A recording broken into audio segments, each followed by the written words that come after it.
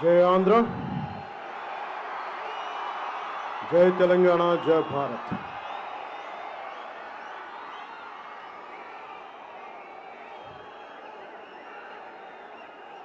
లోకహితం కోరుకునే గో బ్రాహ్మణులకు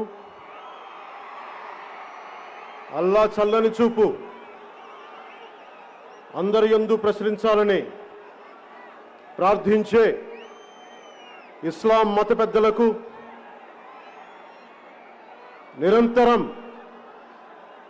యేసు ప్రభు త్యాగాన్ని ప్రపంచానికి తెలియజెప్పే క్రైస్తవ మతాచార్యులకు,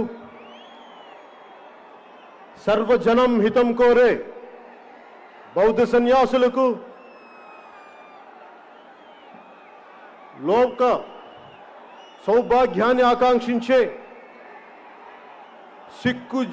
సిక్కు జైన మత గురువులకు, లోక కళ్యాణం కోసం నిరంతరం రామకోటి రాసే లోక కళ్యాణం కోసం నిరంతరం రామకోటి రాసే తల్లులకు, పెద్దలకు మీ అందరికీ పేరు పేరున శిరస్సు వంచి నమస్కరిస్తున్నాను.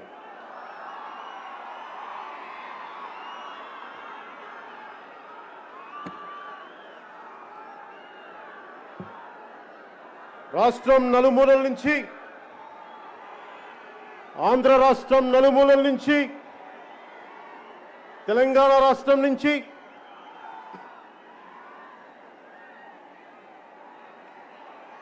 జనసేన 9వ ఆవిర్భావ దినోత్సవ సందర్భంగా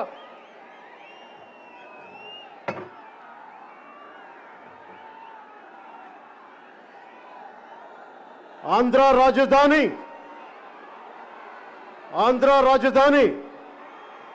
అమరావతిలోని మంగళగిరి తాడేపల్లి మండలంలోని ఇమ్మటం గ్రామం పంచాయతీలో దామోదరం సంజీవయ్య గారి కళా ప్రాంగణానికి విచ్చేసిన కొదమ సింహాల లాంటి జన సైనికులకు, ఆడబెబ్బులి లాంటి వీర మహిళలకు,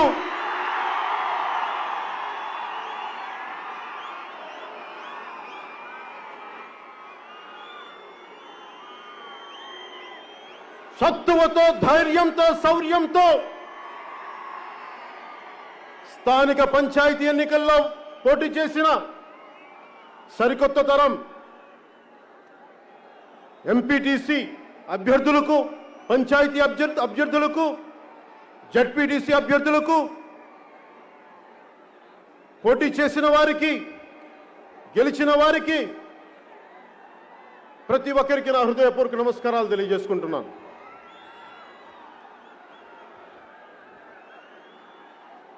ఈ సభను జరిపేందుకు అనుమతి ఇచ్చిన,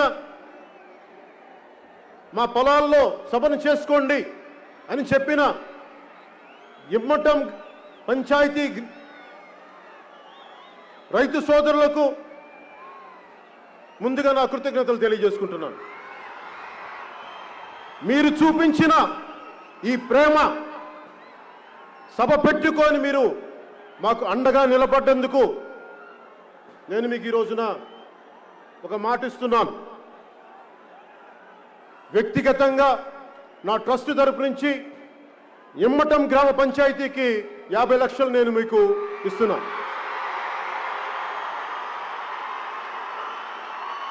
మా జనసేన నాయకుల ద్వారా మంగళగిరి మన పార్టీ ఆఫీస్లో ఒక ప్రోగ్రాంలో పంచాయతీకి రైతు పెద్దల ద్వారా గ్రామ పంచాయతీనికి అందజేస్తాను. అలాగే సభ నిర్వహణకి అనుమతి ఇచ్చిన పోలీస్ అధికారులకి,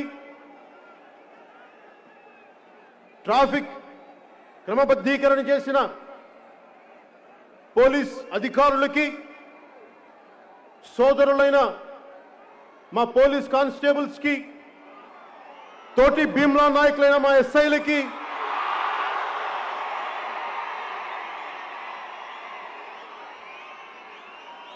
మీ అందరికీ పేరు పేరున నా హృదయపూర్వక నమస్కారాలు, ధన్యవాదాలు.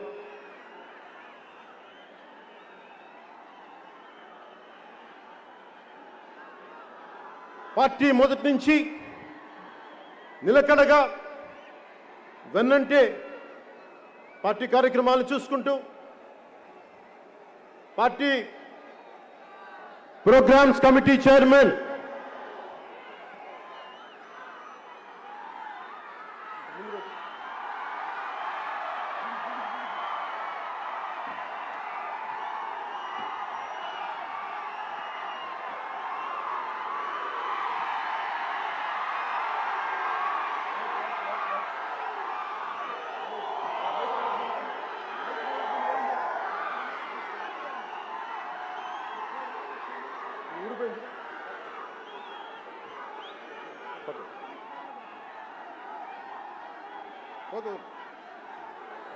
పార్టీ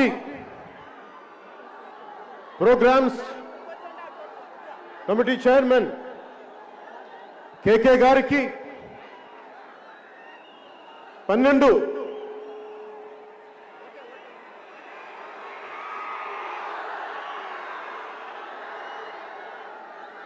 కమిటీలకి సభ్యులకు నెల రోజుల నుంచి మీరు కష్టపడ్డారు సభను చేయడానికి. సహకరించిన వాలంటీర్లకి, ఆడపడుచులకి, నాయకులకి మనస్ఫూర్తిగా నా కృతజ్ఞతలు. మీ కష్టాన్ని నేను మర్చిపోను.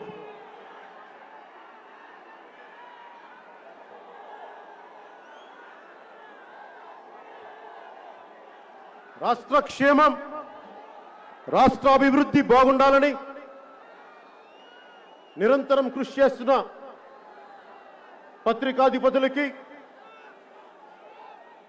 జర్నలిస్ట్ సమాజానికి, ఎలక్ట్రానిక్ మీడియా రంగానికి, సామాజిక మాధ్యమాల్లో నిష్పక్షపాతంగా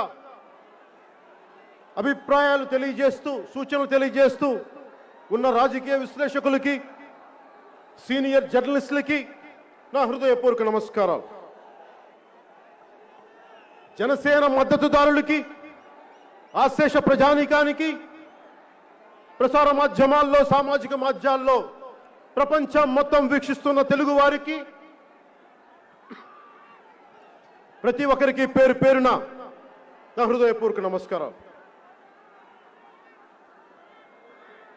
పార్టీ ఎప్పుడు నిర్మాణం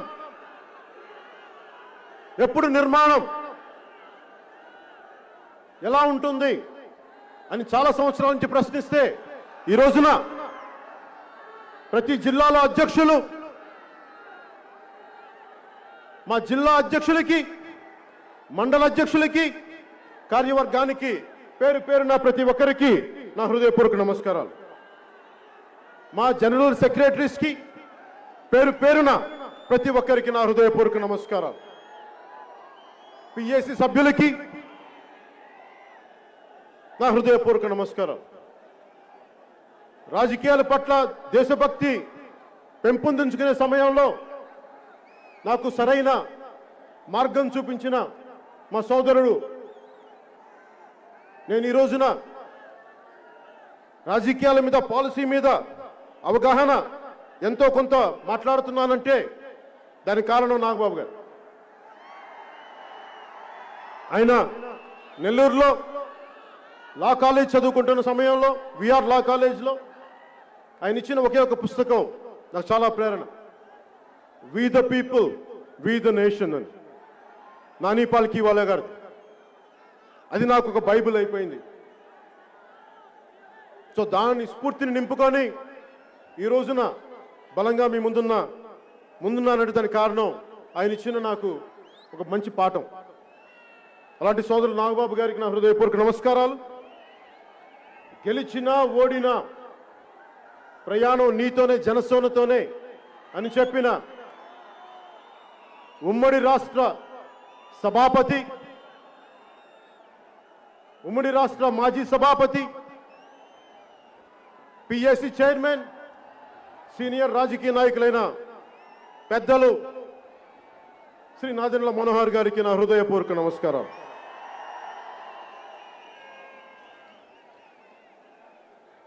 పార్టీ పెట్టినప్పటి నుంచి పార్టీ పెట్టక ముందు నుంచి కూడా 2008 నుంచి కూడా నా వెన్నంటే ఉన్న హనీఫ్కి, శంకర్ గౌడ్ గారికి, జనసేన పార్టీ ఉపాధ్యక్షులు మహేందర్ రెడ్డి గారికి, తెలంగాణ కార్యవర్గానికి,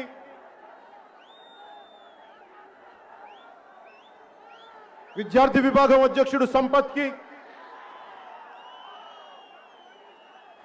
తెలంగాణ జనసేన కార్యవర్గానికి, తెలంగాణ జన సైనికులకి నా హృదయపూర్వక నమస్కారం.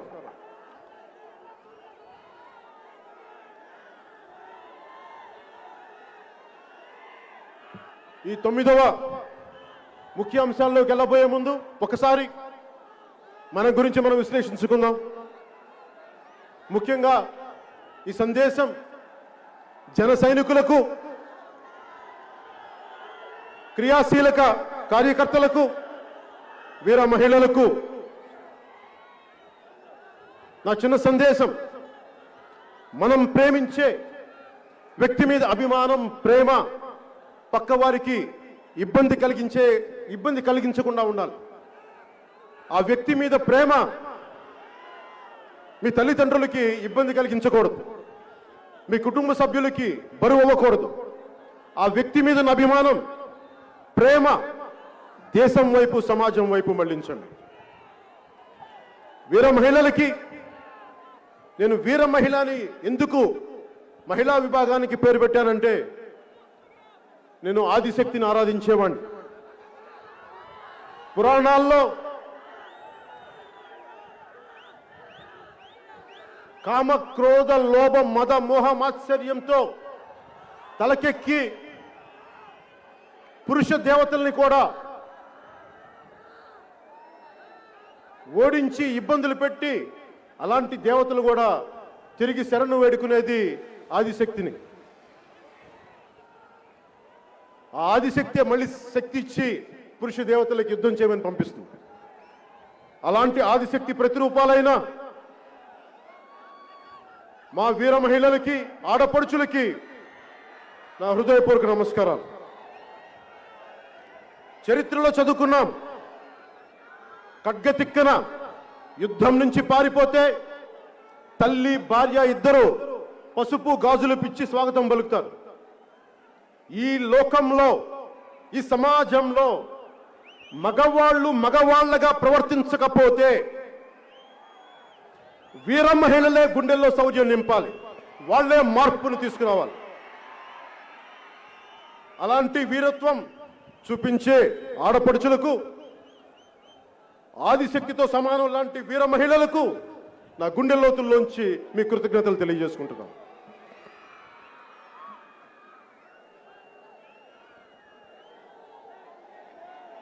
స్వాతంత్రోద్యమ స్ఫూర్తితో, తెలంగాణ సాయుధ పోరాట స్ఫూర్తితో రాజకీయాల్లోకి వచ్చిన వాడిని.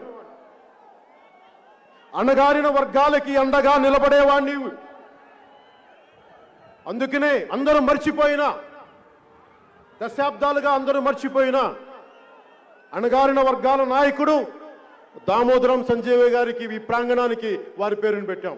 మేము మర్చిపోలేదు, ఎవరన్నా మర్చిపోనివ్వండి, అందరూ మర్చిపోనివ్వండి, దామోదరం సంజీవయ్య గారిని మేము గుండెల్లో పెట్టుకుంటాం. ఆయన స్ఫూర్తిని రాజకీయాల్లో కొనసాగిస్తాం.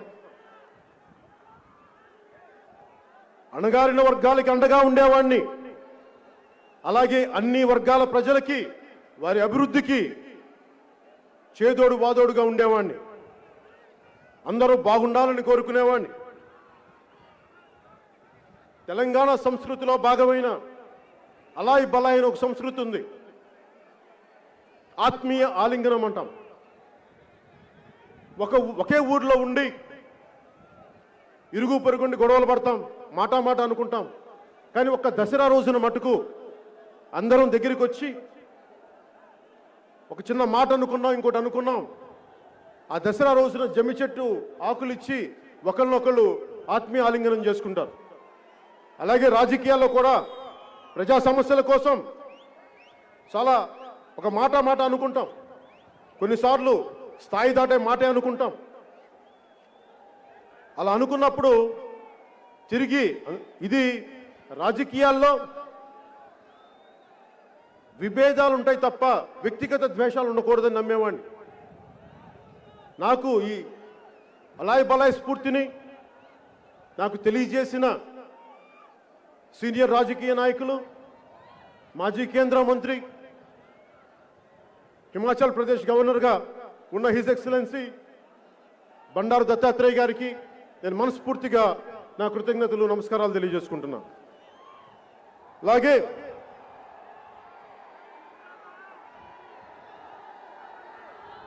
ఉభయ రాష్ట్రాల్లోని భారతీయ జనతా పార్టీ అధ్యక్షులిద్దరికి, శ్రీ సోము వీర్రాజు గారికి, శ్రీ బండి సంజయ్ గారికి కూడా నా నమస్కారాలు తెలియజేసుకుంటున్నాను. ఉభయ రాష్ట్రాల్లోని కాంగ్రెస్ నాయకులకు, కార్యకర్తలకు కూడా నా హృదయపూర్వక నమస్కారాలు. సిపిఐ సిపిఎం నాయకులైన మధు గారికి, రామకృష్ణ గారికి, వారి నాయకులకి, వారి కార్యకర్తలకు కూడా నా నమస్కారాలు. సోదరులు కల్వకుంట్ల తారక రామారావు గారికి, టిఆర్ఎస్ నాయకులు, మంత్రివర్యులు, అలాగే టిఆర్ఎస్ అధినాయకత్వానికి, వారి నాయకులకు, వారి కార్యకర్తలకు కూడా నా హృదయపూర్వక నమస్కారం. తెలంగాణ రాష్ట్రంలో, తెలంగాణ రాష్ట్ర సాధనలో క్రియాశీలకంగా వ్యవహరించిన మాజీ మంత్రివర్యులు, తెలుగు ప్రజల ఐక్యతను కోరే, మనసారా ఆకాంక్షించే డాక్టర్ విజయరామారావు గారికి కూడా నా నమస్కారాలు. ఉత్పత్తి కులాలైన బీసీలకి, సంచార బీసీ జాతులకి, అణగారిన వర్గాలకి వారు ఆర్థికంగా పరిపుష్టి ఉండాలి, వారు ఆర్థికంగా బలపడాలి అని నాకు ఎంతో చక్కటి బోధన చేసిన, పాఠాలను చెప్పిన, ఓ సమావేశంలో చెప్పిన మాజీ ఎంపీ శ్రీ బూరా నరసన్న గౌడ్ గారికి కూడా నా హృదయపూర్వక నమస్కారం. తెలంగాణ ఆంధ్ర మేధావులకు, సామాజిక కార్యకర్తలకు కూడా నా నమస్కారం. అలానే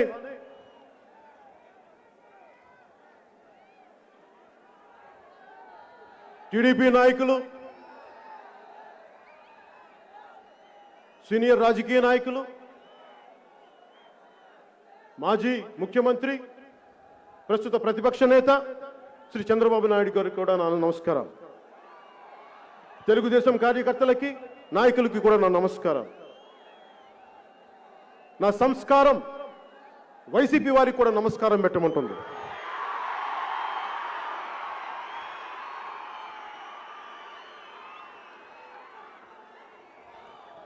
వైసీపీ నాయకులకి, కార్యకర్తలకు కూడా జనసేన 9వ ఆవిర్భావ దినోత్సవ సందర్భంగా మీ అందరికీ నా హృదయపూర్వక నమస్కారం.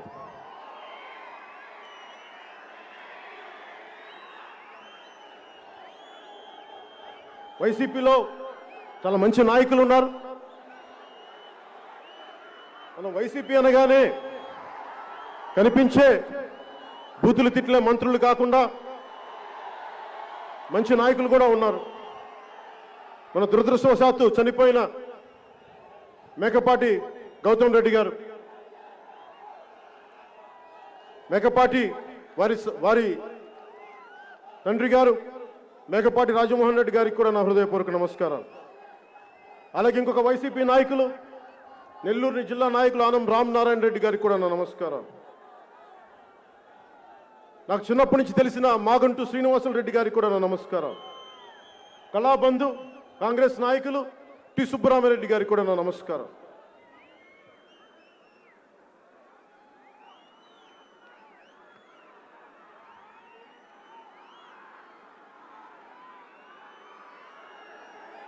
నమస్కారాల పర్వం పూర్తయింది అనుకోవచ్చు. ఇంతమందికి నమస్కారాలు అంటే అది జనసేన సంస్కారం.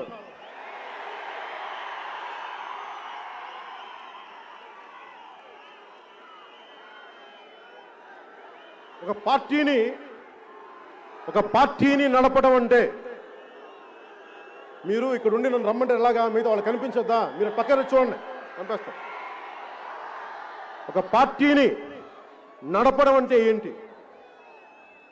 ఒక పార్టీ నడపడం అంటే వేల కోట్లు ఉండాలా, ఏముండాలి ఒక పార్టీ నడపడానికంటే ఒక బలమైన సైద్ధాంతిక బలం ఉండాలి. ఆ సైద్ధాంతిక బలాన్ని, ఆ సిద్ధాంతాన్ని బతికే వ్యక్తుల సమూహం ఉండాలి.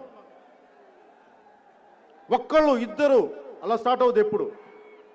అలా ఒక బలమైన ఒక పార్టీని నడపడం అంటే ఒక బలమైన సిద్ధాంతాన్ని పట్టుకొని ఉండటం. ఆ సిద్ధాంతాన్ని పట్టుకున్న ఇన్ని లక్షల మందితో కలిసి ఉండటం, వారిని కలిపి ఉంచటం. 2014లో ఏమాత్రం పూర్తి స్థాయి రాజకీయ అనుభవం లేని 6 మంది రాష్ట్ర కార్యవర్గంతో 150 మంది క్రియాశీలక కార్యకర్తలతో 2014 మార్చి 14న ఆంధ్ర తెలంగాణ రాష్ట్రాల ఉమ్మడి రాజధాని అయిన హైదరాబాద్లో ప్రారంభం చేశాం. సరిగ్గా 8 సంవత్సరాలు పూర్తి చేసుకొని ఈ 22 మార్చి 14కి 6 మందితో ప్రారంభమైన రాష్ట్ర కార్యవర్గం ఈ రోజున 76 మందితో ఉంది. లీగల్, చేనేత, మత్స్యకార, డాక్టర్స్, ఐటీ, ప్రోగ్రామ్ విభాగాల్లో 400 మందితోటి. జిల్లా కార్యవర్గం, జిల్లా అధ్యక్షులు కానీ వీరితోటి 334 మంది. 416 మండలాల్లో మండల అధ్యక్షులతో 13,369 పంచాయతీలకి 12,200 పంచాయతీల్లో జన సైనికులు రేపొద్దున కార్యవర్గం కాబోతా ఉన్నారు. 150 మంది క్రియాశీలక కార్యకర్తలతో ప్రారంభమై 5 లక్షల ధ్యేయం దిశగా ఈ రోజున 3,26,000 క్రియాశీలక కార్యకర్తలు ఉన్నారు. ఎక్కడ 150, ఎక్కడ 3,26,000. 8 సంవత్సరాలు పట్టింది ఇది సాధించడానికి. 2000 సార్వత్రిక ఎన్నికలు 2019 సార్వత్రిక ఎన్నికల్లో ఒక ఎమ్మెల్యే సీటు గెలుచుకొని ఆ వైసీపీ వాళ్ళు పట్టుకెళ్ళిపోయిన సీట్ అది మందే. 137 సీట్లు మనం పోటీ చేసింది 2019లో 137 సీట్లు. దాని సరాసరి 7.24% ఓటింగ్. పార్టీ గుర్తుల మీద జరిగే స్థానిక సంస్థల ఎన్నికల్లో మనం పోటీ చేసిన వాటిలో సరాసరి 27.4% పెరిగింది. పంచాయతీ ఎన్నికల్లో 60% మంది జనసేన పార్టీ మద్దతుతో బరిలో దిగారు. 60% మంది. మనం సాధించింది 1209 సర్పంచులు, 1576 ఉప సర్పంచులు, 4,456 వార్డు మెంబర్లుగా గెలిచారు. రాష్ట్ర వ్యాప్తంగా 2,000 ఎంపీటీసీ స్థానాల్లో జనసేన పార్టీ అభ్యర్థుల్ని పోటీకి నిలిపింది. 180 గెలిచాం. 156 జడ్పీటీసీ స్థానాల్లో జనసేన అభ్యర్థుల్ని నిలబెట్టింది. 2 జడ్పీటీసీ స్థానాలని కైవసం చేసుకుంది. అలాగే విశాఖ కార్పొరేషన్కి, మిగతా మున్సిపాలిటీలకి పోటీ చేసి కార్పొరేటర్లు కానీ వార్డు మెంబర్లుగా గెలిచారు. వీటిలో కూడా 27.28% తీసుకురాగలిగాం, సాధించగలిగాం. అలాగే ఈ రోజున పార్టీ సభ్యత్వం 46 లక్షలకి చేరుకుంది. ఇదంతా ఎందుకు చెప్తున్నానంటే పక్క పార్టీలకి గొప్ప విజయంగా కాకపోవచ్చు, కానీ ఒకటి చెప్తున్నా, వైసీపీనే తీసుకుందాం, అది కాంగ్రెస్కి ఇంకొక రూపం. సీనియర్ నాయకులు ఉన్నారు అక్కడ. ఈ ముఖ్యమంత్రి, ఈ నాయకులు, వైసీపీ నాయకుల తండ్రి గారు, ఆయన సీనియర్ కాంగ్రెస్ నాయకులు, ముఖ్యమంత్రి ఆయన. తెలుగుదేశం పార్టీ కూడా చాలా పెద్ద మంది, 3.5 దశాబ్దాలుగా ఉన్నది. కానీ జనసేన సీనియర్ నాయకులు ఎవరు లేరు. మీరు, నేనే, ఇంకెవరు లేరు. అందుకని ఈ విజయాన్ని చాలా బలంగా గుర్తుపెట్టుకోవాలి. ఒకటే గుర్తుపెట్టుకోండి, ఎంత సింధువైనా బిందువుతో మొదలవుతుంది. ఒక మహావృక్షమైన చిన్న విత్తుతో మొదలవుతుంది. ముల్లో కాలిని ఏలే వీరుడైన 6 అంగుళాల అమ్మకు కడుపులోనే మొదలవ్వాలి. 7 నుంచి 27%కి, ఆ 27 నుంచి రేపొద్దున ప్రభుత్వాన్ని స్థాపించే శాతానికి ఎదగబోతున్నాం.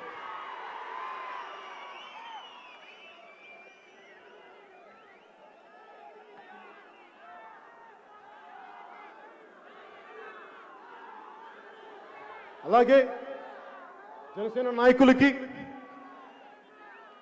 ఇక్కడున్న ప్రతి జనసేనకి నాయకత్వం వహిస్తున్న పెద్దలందరికీ కూడా ఒకసారి నాయకత్వ లక్షణాలు ఎలా ఉండాలి అనేది మీరు చూపించారు. ఒకసారి వారికి మనవి చేసుకుంటున్నాను. నాయకత్వం అంటే అత్యంత ప్రతికూల పరిస్థితుల్లో, మనం గెలిచినప్పుడు కాదు నాయకత్వం, అత్యంత ప్రతికూల పరిస్థితుల్లో వ్యక్తుల తాలూకు వ్యక్తిత్వం బయటపడుతుంది. విజయం వచ్చినప్పుడు ఎలా ఉన్నామని కాదు, అపజయం వచ్చినప్పుడు ఎలా నిలబడ్డావు అన్నదే ముఖ్యం. నాయకత్వం అనేది ఎంత డబ్బు ఉంది, ఎంత పేరుంది, ఎంత అధికారం ఉంది కాదు, ఎంత ఒత్తిడిని తీసుకోగలవు, ఎంత మందిని ప్రభావితం చేయగలవు, ఎన్ని అవరోధాలైనా సరే నువ్వు అనుకున్న నిర్దిష్ట లక్ష్యాన్ని చేరుకోగలవా లేదా అన్నదే ముఖ్యం. నాయకత్వం వహించడం అంటే తను సర్వస్వం పోగొట్టుకున్న తను నమ్ముకున్న వారిని గెలిపించడం,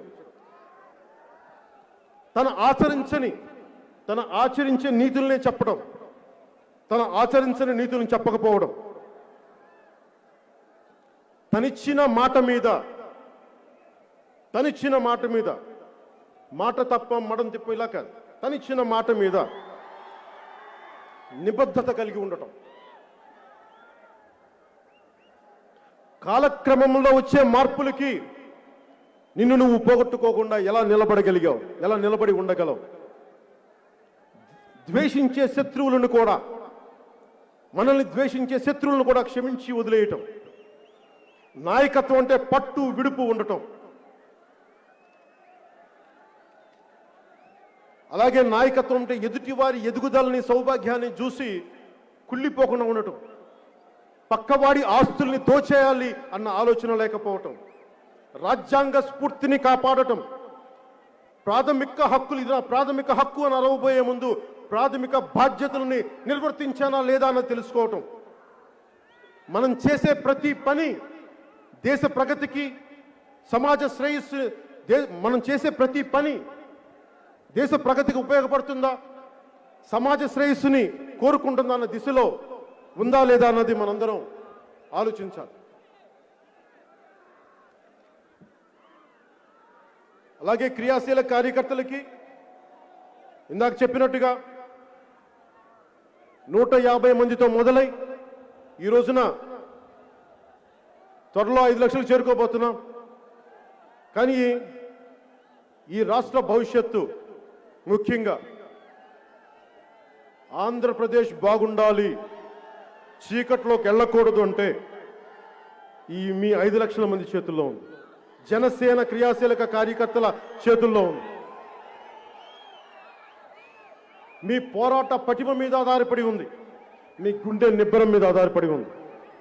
నేను నడిచి చూపిస్తాను, మీరు నడవండి. చాలా అరుదుగా స్వాతంత్రం రాకముందు ఒక కొత్త తరానికి, జాతికి నిర్దేశించే అవకాశం వచ్చింది. 1970లో ఎమర్జెన్సీ టైంలో దేశం రాజకీయ ఒడిదుడుకులు ఉన్నప్పుడు ఒక కొత్త దిశానిర్దేశం చేయగలిగే అవకాశం వచ్చింది ఒక తరానికి. అలాగే 2022కి ఈ చీకటి పాలనని అంతమొందించడానికి, దాని వెలుగులోకి తీసుకురావడానికి ఒక అవకాశం వచ్చింది. ఇలాంటి సామాజిక జాతి ప్రగతి కోసం నిర్మాణం చాలా అరుదుగా చరిత్రలో వస్తాయి. దీన్ని సద్వినియోగం చేసుకుందాం.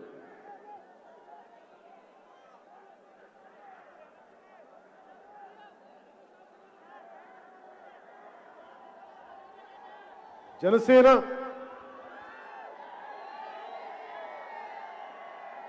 మీరు లేకపోతే, జన సైనికులు లేకపోతే జనసేన లేదు, పవన్ కళ్యాణ్ లేడు. వీర మహిళలు లేకపోతే జనసేన లేదు, పవన్ కళ్యాణ్ ఉన్నాడు. మీరందరూ ఉంటేనే మన నాయకులందరూ ఉంటారు. మీరందరూ స్ఫూర్తిస్తేనే మేము బలంగా పనిచేయగలం.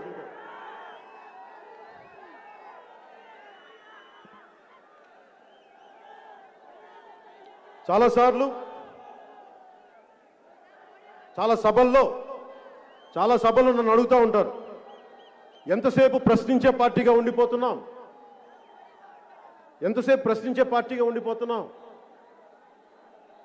మనం ప్రశ్నిస్తాం, ఇంకెవరు అధికారం పెడుతున్నారంటే నేను ఒకటే చెప్తున్నాను.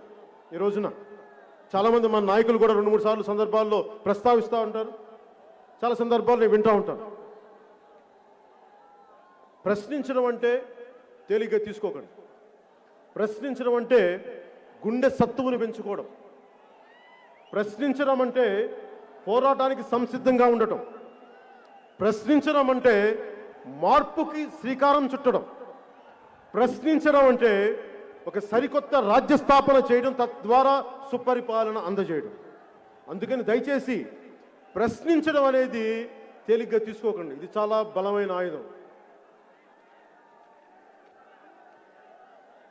నేను పాటించింది ఏది మిమ్మల్ని అడగను. నా వ్యక్తిగత ప్రయోజనాలకి మీ జీవితాలు నేను తాకట్టు పెట్టను. మీ ప్రాణానికి నా ప్రాణం అడ్డు వేస్తాను, కానీ ఎప్పుడు నేను వాడుకోను. 2014లో సూటిగా ప్రశ్నించాం, ప్రభుత్వాన్ని ఎదుర్కొన్నాం. 2019లో బలంగా పోరాటం చేశాం, బరిలో నిలబడి ఉన్నాం. 2024లో గట్టిగా నిలదొక్కుంటాం, ప్రజా ప్రభుత్వాన్ని స్థాపిస్తాం. జై జనసేన. మనం చేస్తుంది స్వకార్యం కాదు, ప్రజాకార్యం. అది రామకార్యంతో సమానం.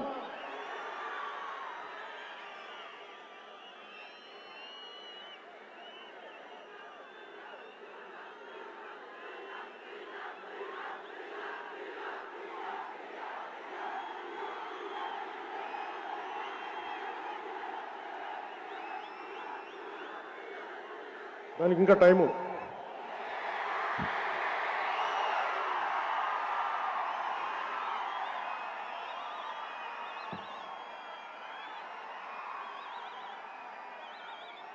నీళ్ళే బాబు, భూమి భూమి కాదా?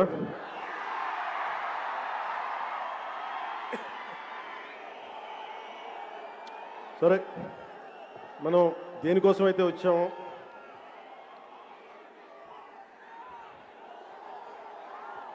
నేను 2.5 ఏళ్ల వైసీపీ పాలన గురించి మాట్లాడేటప్పుడు మనం ఓడిపోయి, నేను 2 చోట్ల ఓడిపోయి కూర్చున్నప్పుడు వైసీపీకి 151 సీట్లు వచ్చి ఒక్కొక్కరు మన ముందు తొడగొడతా ఉన్నారు. ఒక్కొక్కరు ఓడిపోయి కూర్చున్నాం, చూస్తున్నాం. నాకు ఇప్పుడు బాధ రాదు, నవ్వు వస్తుంటుంది. ఎవరన్నా తొడగొడితే నవ్వు వస్తుంది. సరే, ఉత్సాహాన్ని కొట్టుకోనిలే, కొట్టుకుని ఏమంటుందని కందిపోతే మళ్ళీ తగ్గుతాయి వాళ్ళకే అనిపిస్తుంది. ఇప్పుడు నేను మాట్లాడబోయేది 2.5 ఏళ్ల వైసీపీ పాలనలో. మాట్లాడబోయే ముందు ముఖ్యంగా నేను మాట్లాడబోయేది జన సైనికులు, జనసేన పార్టీ ప్రజలతో పాటు వైసీపీ నాయకులు, వైసీపీ కార్యకర్తలు కూడా కొంచెం శ్రద్ధగా ఆలకించండి. అంటే నేను వినబోయే ముందు, నేను సభని ఇంకా స్టార్ట్ చేయలే.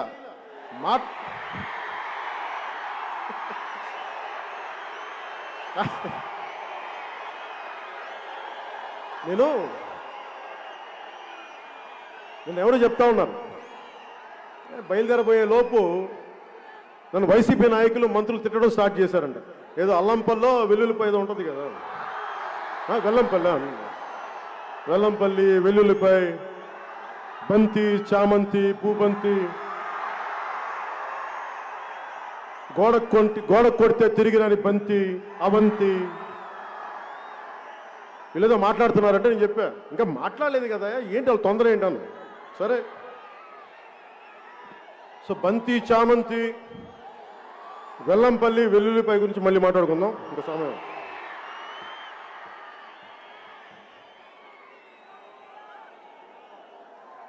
వైసీపీ, ముఖ్యంగా వైసీపీలో మంచి నాయకులు ఉన్నారు.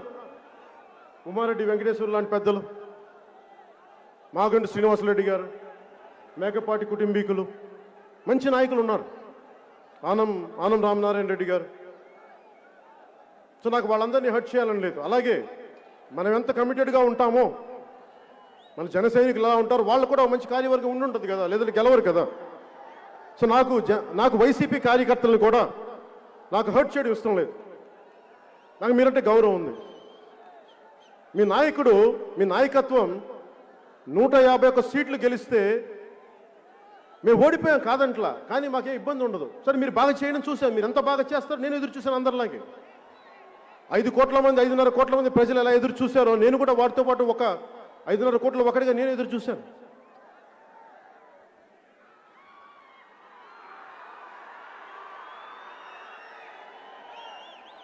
వైసీపీ కార్యకర్తలు కూడా ఆలోచించండి.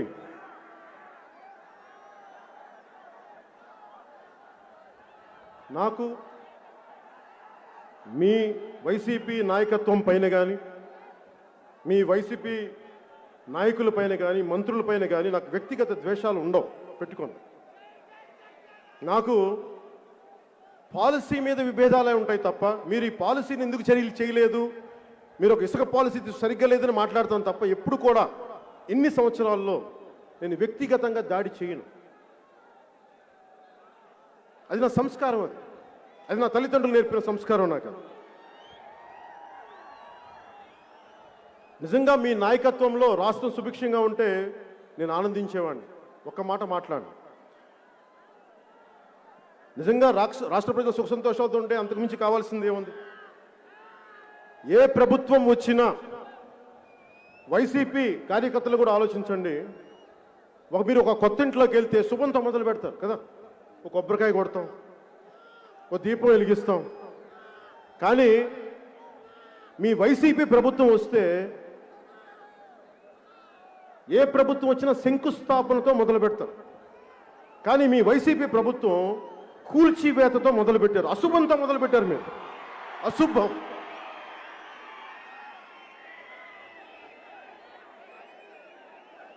మూడు నెలలకే ఇసుక సమస్య వచ్చి ఇసుక పాలసీ ఇంకా రాకపోవడం వల్ల ఆపేస్తే భవన నిర్మాణ కార్మికులు రోడ్డు మీద పడ్డారు. అంటే దాంట్లో 30 లక్షలు పైచిలుకు భవన నిర్మాణ రంగానికి, దానికి అనుసంధానమైన కార్మికుల జీవితాలని మీరు ఒక్క ఇసుక పాలసీతో చిందరవందర చేశారు, రోడ్ల మీద పడేశారు వారి జీవితాలని. 32 మంది నిండు ప్రాణాలని మీ నాయకులు, మీ నాయకత్వం బలిగొంది. దానికి మీరేం సమాధానం చెప్తారు వైసీపీ కార్యకర్తలు? ఈ పాలసీకి సమస్య ఏంటంటే ఇసుక కాంట్రాక్టు ఎవరికి ఇవ్వాలి?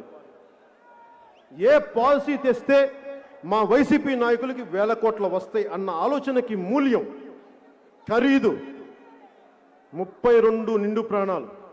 ఆడపడుచుల్ని మీరు విధవల్ని చేశారు, గుర్తుపెట్టుకోండి. ఇది మీరు చేసిన ద్రోహం. ఆ రోజుల నుంచి వరుస క్రమంలో ఇప్పటిదాకా నిన్న మన సభకి ఆటంకం కలిగించేంత వరకు చూస్తే ఇంత నెగిటివ్ మనుషులేంట్రా బాబు, ఇంత విధ్వంసపూరితమైన ఆలోచన విధానం ఏంట్రా బాబు అనిపిస్తుంది. అంటే వీళ్ళు ఏమనుకొని వచ్చారు రాజకీయాల్లోకి? అంటే ఇప్పుడు మీరున్నారు, నేను సభకు వస్తే మా ఇది చేద్దాం, లేదంటే నేను పెద్ద ఇది చేస్తాం అనుకుంటారు. వీళ్ళు కూడా ఏదో అనుకుని ఉండాలి కదా, వైసీపీ నాయకులు కూడా. ఎవరైనా సరే రాజకీయాల్లోకి వస్తున్నారంటే సమాజం పట్ల చాలా ప్రేమ ఉంటే కానీ రాడు రాజకీయాల్లోకి. అట్లీస్ట్ నేనైతే అది. సో నాకేముంది, చిన్నప్పుడు నేను ప్రతిజ్ఞ చదువుకున్నాను. మీరు కూడా చదువుకొని ఉంటారు చిన్నప్పుడు, ఇప్పుడు చిన్నపిల్లలు కూడా చదువుతూ ఉంటారు. పైడిమర్రి సుబ్బారావు గారు రాసింది ప్రతిజ్ఞ. భారతదేశం నా మాతృభూమి, భారతీయులందరూ నా సహోదరులు. మరి వైసీపీ వాళ్ళు ఏం ప్రతిజ్ఞ చేసుకొని వచ్చింటారు రాజకీయాల్లో? వాళ్ళు కూడా ఇది ప్రతిజ్ఞ చేసుకోకపోతే ఇంత దరిద్రం చేయరు కదా రాష్ట్రాన్ని. బలమైన ప్రతిజ్ఞ చేసుకుని ఉన్నారు. ఆంధ్రప్రదేశ్ మా సొంత భూమి, ఆంధ్రులందరూ మా బానిసలు, రాజ్యాంగ స్ఫూర్తిని తొంగలో దొక్కుతాం, న్యాయ వ్యవస్థని లెక్కే చెయ్యం, పోలీసుల్ని ప్రైవేట్ ఆర్మీగా వాడేస్తాం, ఉద్యోగుల్ని తిప్పలు పెడతాం, 3 చెరువులు నీళ్లు తాగిస్తాం, నిరుద్యోగులకి మొండి చెయ్య చూపిస్తాం, రాష్ట్ర రహదారుల్ని గుంతలమయం చేస్తాం, ప్రజల ఎన్నో పోసలు ఇరగొడతాం, ఆ ఇరగొట్టేంత వరకు విశ్రమించాం. సహజంగా పెట్టుబడుల్లో వచ్చే పెట్టుబడుల్లో 50% మా వాటా మేము లాక్కుంటాం. చిన్న పెద్ద తేడా లేకుండా అందరి ఆర్థిక మూలాల్ని దెబ్బ కొడతాం. అన్నం పెట్టే రైతన్నల్ని అండగా ఉంటామని చెప్తాం. అధికారంలోకి రాగానే వారిని అప్పులు ఊబిలోకి నెట్టేస్తాం. ఆత్మహత్యలు చేసుకుంటారంటే ప్రోత్సహిస్తాం. ఇసుకన్న మటుకు అప్పడంలా కరాకరా నవ్వులేస్తాం. సహజ వనరుల్ని శాంతానికి వాడేసుకుంటాం. దేవతల విగ్రహాలు అపవిత్రం చేసిన వారిని గుండెల్లో పెట్టి రక్షించుకుంటాం. గజం ఖాళీ స్థలం కనిపిస్తే కబ్జా పెడతాం. పార్కులు, స్కూళ్ళు, కాలేజీలు, ప్రభుత్వ భవనాల్ని తాకట్టెట్టేస్తాం. సంపూర్ణ మద్యపాన నిషేధం ద్వారా ప్రజల్ని చిత్తుగా తాగిస్తాం. మా వైసీపీ పార్టీ ఆదాయపు వనరుల్ని మేము పెంచుకుంటాం. ఎవడన్నా గొంతెత్తితే సావగొడతాం, కేసులు పెడతాం, లాఠీలతో చితగొట్టిస్తాం. మా వైసీపీ ఎంపీ అయినా సరే ఒక్క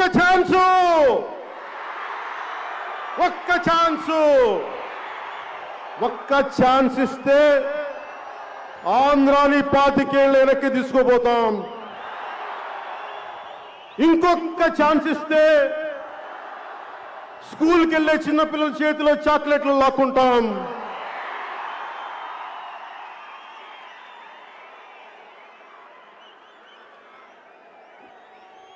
ఇదోబా వారి ప్రతిజ్ఞ.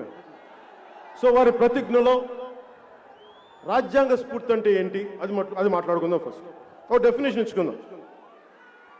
రాజ్యాంగ స్ఫూర్తి అంటే స్వాతంత్రం విడిపోయిన తర్వాత మన దేశాన్ని ఎలా నడపాలి, మన కులాలు, మన సంస్కృతులు, మన మతాల మధ్యలో ఒక సమతుల్యత ఎలా పట్టుకురావాలి, జాతీయత అనేది ఎలా తీసుకురావాలి, ఇంత విభిన్నమైన సంస్కృతుల మధ్య, భాషా విభేదాల మధ్య దేశంగా ఎలా పటిష్టంగా ఉంచాలి అని పెద్దలు బాబు రాజేంద్ర ప్రసాద్ గారి అధ్యక్షతన, అంబేద్కర్ గారు చైర్మన్గా, అల్లాడి కృష్ణస్వామయ్య గారు లాంటి నిష్ణాతులు, ఎందరో మహానుభావులు దాదాపు 2 సంవత్సరాలు కష్టపడి రాజ్యాంగాన్ని ఇచ్చారు. దాంట్లో అందరికీ మన భారత రాజ్యాంగం మతపరంగా కానీ కులపరంగా కానీ ఎలాంటి వివక్ష చూపించదు. ఓట్లేసిన తర్వాత మీరు మా గతంలో ఓట్లు వేయలేదు కాబట్టి మీకు ఈ పని చెయ్యం అని చెప్పదు రాజ్యాంగం. సో రాజ్యాంగ స్ఫూర్తి అన్నీ ఏదైతే పిల్లర్స్ ఉన్నాయో, మూల స్తంభాలు, ఈ వ్యవస్థను మేము సంరక్షించుకుంటామని. దీంట్లో సర్దార్ వల్లభాయ్ పటేల్ గారి మాటలు, ఆయన భారతదేశాన్ని యూనియన్గా చేయడానికి ఆయన పడ్డ తపన, అన్ని 500 పైచిలకు ప్రిన్స్లే స్టేట్స్ని అందరి దగ్గరికి వెళ్ళి ఆయన అడిగింది. మాట్లాడుతుంటే మా రాజ్యాలను మేము ఎందుకు ఇవ్వాలి, మీ ఇండియన్ యూనియన్ ఎందుకు జాయిన్ అవ్వాలంటే రకరకాలుగా మాట్లాడి కన్విన్స్ చేసి ఆయన చెప్పింది కూడా మీకు రాజభరణం ఇస్తాం అని. అంటే వాళ్ళు రాజభరణం కోసం ఒప్పుకోలేదు కానీ రాజభరణాన్ని కూడా పాప యాక్సెప్ట్ చేశారు. వాళ్ళు ఆ రోజున ఆ రాజులు కానీ ఒప్పుకోకుండా ఉండుంటే ఈ రోజున భారతదేశం ముక్కలుగా ఉండే పరిస్థితి. సో ఆయన అడిగారు, మేము ఎలా నమ్మమంటే, నేను భారతదేశపు ప్రభుత్వ ప్రతినిధిగా చెప్తున్నా, మీరు నన్ను నమ్మాలి. ఆ నమ్మకం ప్రకారం నిలబడ్డారు. నిలబడి భవిష్యత్తులో రాజభరణం తీసేస్తామంటే ఆయన అన్న ఒకే ఒక మాట, ప్లెడ్జ్ స్టివర్డ్. మనం చట్టసభల్లో కూర్చొని ఒక మాట ఇచ్చిన తర్వాత, చట్టసభల్లో మనం కూర్చొని ప్రజాప్రతినిధులుగా ఒక మాట ఇచ్చిన తర్వాత, దాని మీద మనం ఒప్పందం మీద సంతకాలు పెట్టుకున్న తర్వాత, దానిని మనం ఆనర్ చేయకపోతే, దాన్ని పాటించకపోతే మనకి సభల్లో కూర్చునే అర్హత లేదు మనకని సర్దార్ వల్లభాయ్ పటేల్ గారు చెప్పారు. సర్దార్ వల్లభాయ్ పటేల్ గారి అన్ని వంద పైచిలుక అడుగుల విగ్రహం గుజరాత్లో ఉందేమో, కానీ దానికి మించిన అడుగులు ఎత్తు విగ్రహం నా గుండెలో ప్రతిష్ఠించుకున్నాను ఆ మాటలు చదివి. అంటే ఈ రోజున వైసీపీ చేసింది మొట్టమొదటిగా ఈ పీపీఎస్ క్యాన్సిల్ చేయటం. 3 ముఖ్యమైన పనులు చేశారు రాగానే. గత ప్రభుత్వం చేసిన పనులు, గత ప్రభుత్వం ఏ పనులనైతే సంతకం పెట్టిందో, ఒప్పందం చేసుకుందో, అందరూ కూర్చొని ఏం చేశారు, అమరావతి అనేది మా రాజధాని, ఈ రాజధానిని అందరూ ఒప్పుకుంటున్నాం.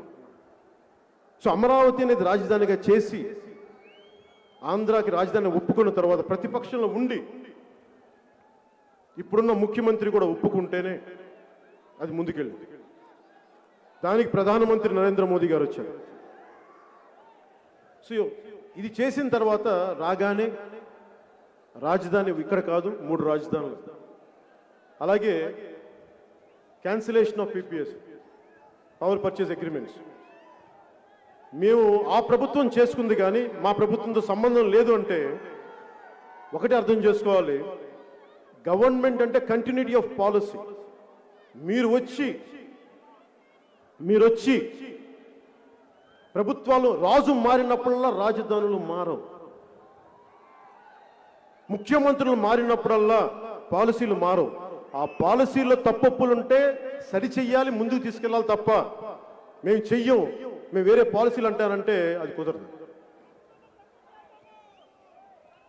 అలాగే ముందుగా అమరావతికి రాజధాని మీదే తీసుకుంటానంటే, నేను తెలుగుదేశం పార్టీకి భారతీయ జనతా పార్టీతో కలిసి జనసేన 2014న వారికి మన మద్దతు తెలిపి వారి విజయానికి మన వంతు సహకారం అందించాం. మరి రాజధాని విషయంలో ఇక్కడ పెనుమాక కానీ, ఉండవల్లి గ్రామ ప్రజలు కానీ, ఇంకా మిగతా గ్రామాల్లోని రైతులందరూ మాకు భూములు ఇవ్వడం ఇష్టం లేదు రాజధాని కంటే, నేను వారి వెంట నిలబడ్డాను. ఆ రోజు నా ప్రభుత్వాన్ని ఒకటే ప్రశ్నించాను, మీరు అంచెలంచెలుగా మీరు రాజధాని నిర్మించండి. ఇది నేను వారికి మద్దతు ఇచ్చిన వ్యక్తిని. నేను మద్దతు ఇచ్చిన ప్రభుత్వానికి నేను చెప్పాను, మీరు అంచెలంచెలుగా వెళ్ళండి. నేనే గొంతెత్తినప్పుడు ఈ రోజున 3 రాజధానులు అని చెప్పే వైసీపీ మంత్రులు కానీ, వారి నాయకత్వం కానీ, ఆ రోజు మీరు ఎందుకయ్యా చెప్పలేదు? మీరు గాడిదలా కాస్తున్నారు. మీరు ఆ రోజున ప్రతిపక్షంలో ఉండి గాడిదలా కాస్తున్నారు మీరు. ఆ రోజే మీ బుర్ర ఏమైంది? మీ బుద్ధి ఎక్కడ ఉంది? ఆ రోజున గాడిదలు కాసే పనులు మీరు ఏం చేస్తున్నారా? ఆ రోజున మీరు ఆ రోజు చెప్పించలేకపోయారా? మీ వైసీపీ నాయకుడు సత్యనపేట ఏదో నరసరావుపేట మర్చిపోయిన ఆయన నియోజకవర్గం ఏంటో,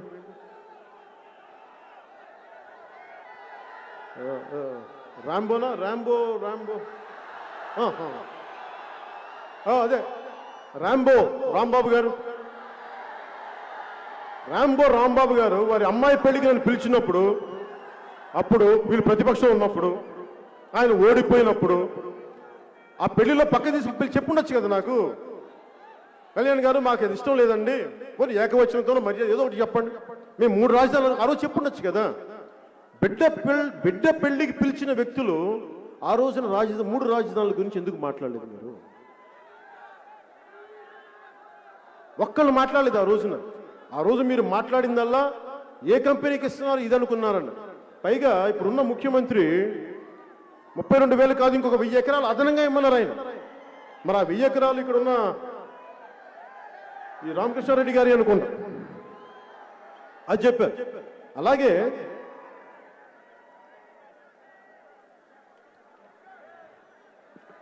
ఇరవై 29 గ్రామాలు 26,896 రైతులు 34,000 ఎకరాలు.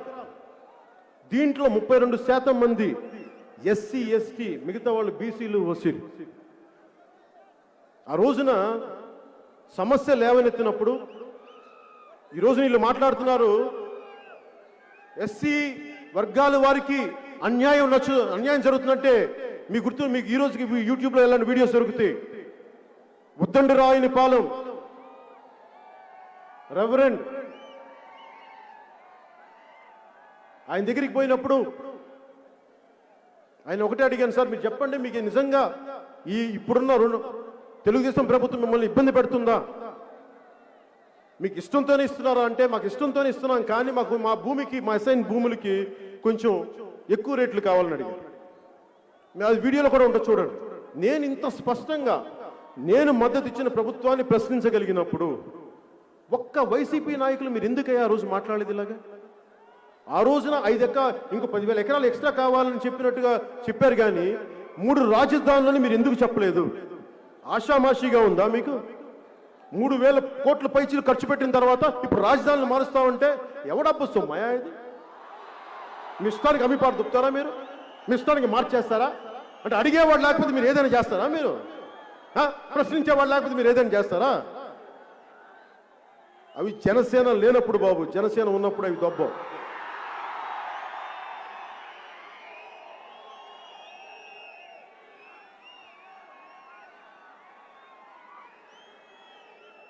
ఈ రోజున అమరావతి రైతులకి చెప్తున్నా,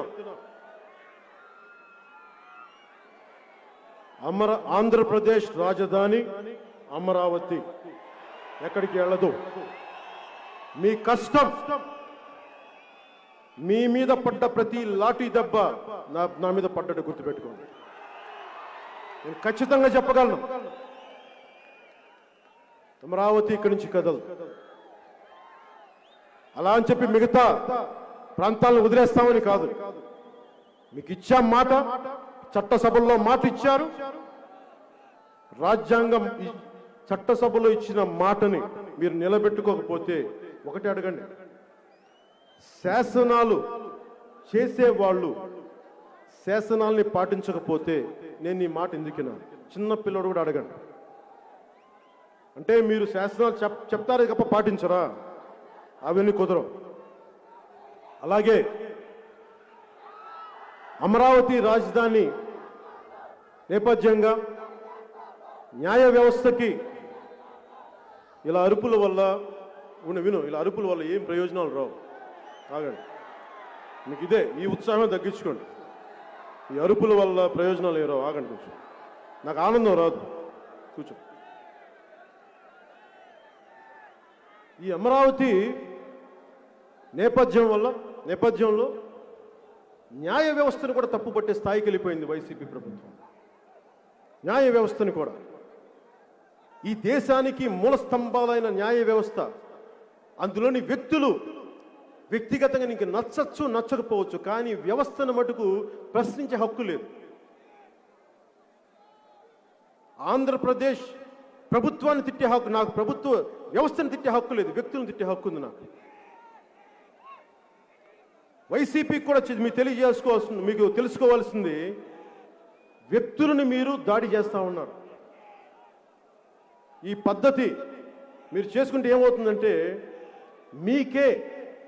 మీ చట్టాలను మీరే పాటించినప్పుడు మీకు న్యాయ వ్యవస్థను ప్రశ్నించే హక్కు మీకు ఎక్కడదా? మీకు వాడు ఎలాంటి మాటలంటే, ఎంత ఒళ్ళు పొగరం మాటలంటే, ముఖ్యంగా అందరూ చెప్పట్లేదు వైసీపీ నాయకులు, దయచేసి ఈ చూస్తున్న వాళ్ళు కూడా మీరు దయచేసి అర్థం చేసుకోండి. నేను వైసీపీ నాయకులు అంటున్నానంటే మాట్లాడిన నాయకుల గురించే మాట్లాడతాను. మాట్లాడిన నాయకుల మీద నా గౌరవం ఉంది, నేను మీ గురించి మాట్లాడలేదు. ఒక్కొక్కళ్ళు ఏం మాట్లాడారంటే, హైకోర్టు ఒక పార్టీ బ్రాంచ్ ఆఫీస్గా మారింది.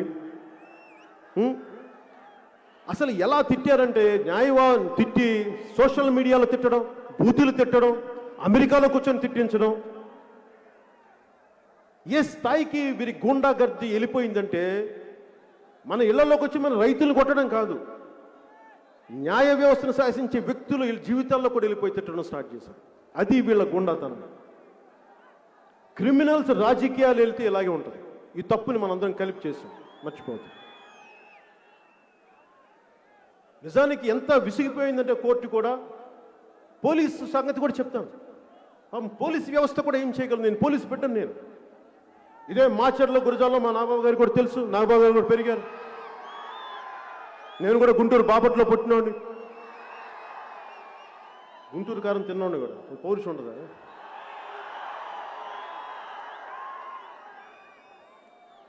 ఇక్కడ పోలీస్ వ్యవస్థ కష్టాలు నాకు తెలుసు. ఎందుకంటే మా నాన్న ఒక పోలీస్గా స్టార్ట్ అయ్యి హెడ్ కానిస్టేబుల్ ఎస్ఐ టైంకి ఆయన్ని 1960లోనే ఇప్పుడు అబ్కారీ శాఖ మార్చారు. సో ఆయన ఒక అధికారిగా, ఒక ప్రభుత్వ అధికారిగా, అబ్కారీ శాఖ అధికారిగా కొంత నాకు తెలుసు ఆయన కష్టాలు ఎలా ఉంటాయి. అందుకని పోలీస్ డిపార్ట్మెంట్ మీద ఒకసారి వారి ప్రవర్తన మనకి నచ్చకపోవచ్చు, అది వారి వ్యక్తిగతం కాదు. పోలీస్ వ్యవస్థ అనేది ప్రభుత్వానికి ఉపాంగం. ప్రభుత్వాన్ని ఎవరు నడిపిస్తున్నారో ఆ వ్యక్తులు చెప్పిందే నడుచుకుంటారు తప్ప, లేదంటే రూల్ బుక్లో ఏముంది అది పాటిస్తారు తప్ప. ఎక్కువ మంది, ఒకళ్ళిద్దరు ఉండొచ్చేమో అలా కూడా, నేను వాళ్ళ గురించి మాట్లాడలేదు. ఎక్కువ శాతం మంది ఈ పోలీస్ వ్యవస్థను కూడా నలిపేశారు. 3 సీనియర్ ఐపీఎస్ అధికారులని వైసీపీ ప్రభుత్వం ఇబ్బందులు పెట్టడం వల్ల కోర్టులో నుంచోవలసి వచ్చింది. అసలు రూల్ బుక్ తీయమని అడిగింది కోర్టు. మీరు చూపించండి ఏం మాట్లాడుతున్నారు, ఏం చేస్తున్నారని. చదివించారు అంత పెద్ద సీనియర్ అధికారులకి. ఈ వెల్లంపల్లి వెల్లుల్లిపాయ గాళ్ళకి, అవంతి బంతి చామంతి గోడ కొడితే తిరిగిరాని బంతి అవంతిలకి, ఒక ఐపీఎస్ ఆఫీసర్ అధికారికి ఉన్న నాలెడ్జ్ మీకు ఉంటుందా? కర్మ, మీరు మంత్రులు అయ్యారు, మీరు వాళ్ళని శాసిస్తున్నారు. నిజంగా దేశం చేసిన దౌర్భాగ్యం వాళ్ళు.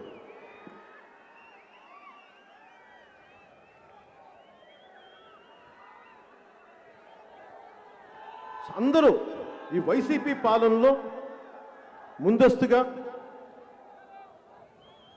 పారిశ్రామికవేత్తలు దెబ్బతింటంతో పాటు రైతులు పొట్ట మీద కొట్టారు. ఫస్ట్ అమరావతి రైతుల మీద ఏంటి అన్యాయం అని ప్రశ్నించేందుకు న్యాయ వ్యవస్థ మీద తిరగబడ్డారు. వీళ్ళు దాడులు చేశారు. పోలీసులను వాడుకొని పోలీసులను చెడ్డవాళ్ళని చేశారు. పోనీ పోలీస్ జీవితాలను ఏమైనా సుఖంగా ఉంచారా అంటే వారికి జీతబత్యాలు కాదు కదా, కనీసం కరువు బత్యం కూడా సరిగ్గా ఇవ్వట్లేదు.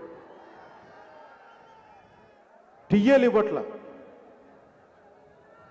జీతాలు తగ్గించేశారు.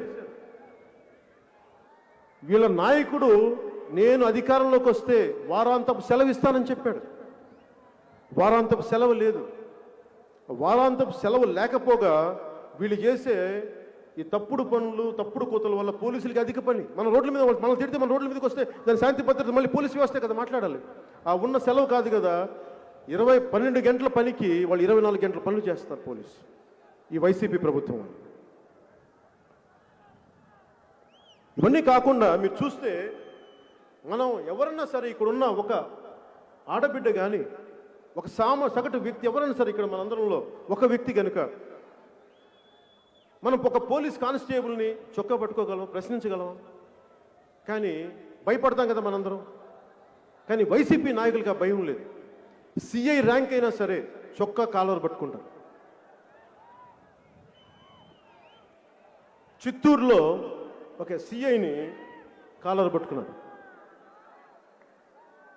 ఇంకో సిఐని విశాఖ ఒక పీఠంలో చొక్కా విప్పి కొడతామని వాళ్ళ మంత్రి ఒకటి బెదిరిస్తాడు. అలాగే కృష్ణలంక మన స్టేషన్లో ఎంపీ కానిస్టేబుల్స్ని కొట్టేశారు. ఇది ఎలా ఉంటుందంటే, నేను ఒక పోలీస్ బిడ్డగా చెప్తున్నా, ఇదే దెబ్బ నా తండ్రికి తగిలితే నా తండ్రి కళ్ళలోకి నేను ఎలా చూస్తాను? మా తండ్రి విధి నిర్వహణ చేస్తుంటే ఒక తప్పుడు ఎమ్మెల్యేనో, ఎంపీనో, గూండానో, ఎమ్మెల్యేనో మా తండ్రిని కొడితే ఏంటిది అనిపిస్తుంది కదా. మరి అలాంటి పోలీస్ శాఖను కొడితే అధికారులు కూడా ఒకవేళ నేను సీనియర్ అధికారిని అనుకుందాం, నేను ఒక ఐపీఎస్ అధికారిని అనుకుందాం, ఒక సిఐని అనుకుందాం నిజ జీవితంలో, నా కింద కానిస్టేబుల్స్లో నా తోటి సిఐనో ఎస్ఐనో కొడితే నా కోపం రాదా? మాట్లాడినప్పుడు ఏం చేస్తాం? వీళ్ళందరూ గూండాల అధికారులు, ఒక సంతకంతో వాళ్ళ జీవితాలు మారిపోతాయే. అందుకని వీళ్ళు కూడా భయపడే స్థాయికి వెళ్ళిపోయారు. ఏదైనా ఎక్కువ మాట్లాడితే వేకెన్సీ రిజర్వ్లోకి పంపిస్తారు, జీతాలు ఉండవు అక్కడ, ఇంకో పదవి ఇచ్చేవారు కదా, పనిష్మెంట్. ఆ వేకెన్సీ రిజర్వ్ పెట్టింది విధి నిర్వహణలో ఏదైనా ఆ పాలనాపరమైన ఇబ్బందులు ఉంటే తప్ప వేకెన్సీ రిజర్వ్ని వాడరు. ఈ రోజున ఈ వేకెన్సీ రిజర్వ్లో ఎంతమంది అధికారులను పెట్టారంటే లెక్కలేదు. ముఖ్యంగా ఎవరైనా సరే రూల్ బౌండ్ అంటే వాళ్ళని వేకెన్సీ రిజర్వ్లోకి పంపిస్తూ ఉన్నారు ఈ వైసీపీ ప్రభుత్వం. అలాగే పోలీసు ఉద్యోగాలను ఏమన్నారు? మేము రాగానే 14,341 ఉద్యోగాలు పూర్తి చేస్తాం అని చెప్పారు. ఈ రోజుకి ఏదో నామకే వాసి ఒక 400 తప్ప ఉద్యోగాలు లేవు. పోనీ ఇందాక చెప్పినట్టుగా అధికారంలోకి వస్తే ఇది పోలీసుల వ్యధ. ఉద్యోగులు పరిస్థితి తీసుకుందాం. మేము వస్తే కాంట్రిబ్యూటరీ సిపిఎస్ స్కీమ్ని రద్దు చేస్తామని చెప్పారు. నేను ఆ రోజు నన్ను కూడా అడిగారు సిపిఎస్ రద్దు చేస్తామంటే నాకు దీని మీద ఇంకా అవగాహన లేదు, నేను 10 మందితో మాట్లాడి చెప్తానని చెప్పాను. కానీ చిన్న అనుభవజ్ఞులు కదా వీళ్ళందరూ, పెద్ద పెద్ద సలహాదారులు ఉన్నారు. అప్పుడు ఇస్తాము సిపిఎస్ అని చెప్పి ఉద్యోగులకి వారి నమ్మకాన్ని సంపాదించి వచ్చిన తర్వాత మొండి చేయి చూపించారు ఉద్యోగులకి. ఏదైనా అడిగితే ఏమంటున్నారు ఈ రోజున? మా నాయకుడికి ఆ రోజున పాపం విషయ పరిజ్ఞానం లేదు, టెక్నికాలిటీస్ తెలియవంట. ఏంటమ్మా టెక్నికాలిటీ అంటే నాకు అర్థం కావట్లా. టీఈసీహెచ్ ఏంటి ఆ పదం చెప్పండి. టెక్నికాలిటీస్ అంట. అంటే మీరు రాజ్యాన్ని ఏలాలనుకుంటున్న వాళ్ళు, బాధ్యత తీసుకోవాలనుకుంటున్న వాళ్ళు, అంత అవగాహన లేమేంటి? అలాంటి అవగాహన లేమి ఉన్న వాళ్ళు మీరు రాజకీయాలు ఎందుకున్నారు? ఒకవేళ పొరపాటును తప్పు చేసి మేము తప్పు చేసాం క్షమించమని కూడా అడగరే, అది కూడా నా విషయమే. మీకు ఈ రోజున వారి పార్టీ రంగుల కోసమే, పార్టీ రంగుల కోసం 3,000 కోట్లు ఖర్చు పెట్టారు. వారి ప్రకటనలకి 400 కోట్లు వృధా చేశారు. మరి వీటన్నిటి బదులు ఉద్యోగస్తులు ఫిట్మెంట్ ఇవ్వచ్చు కదా, మరి జీవితాలు కొంచెం అదనంగా డబ్బులు ఇవ్వచ్చు కదా.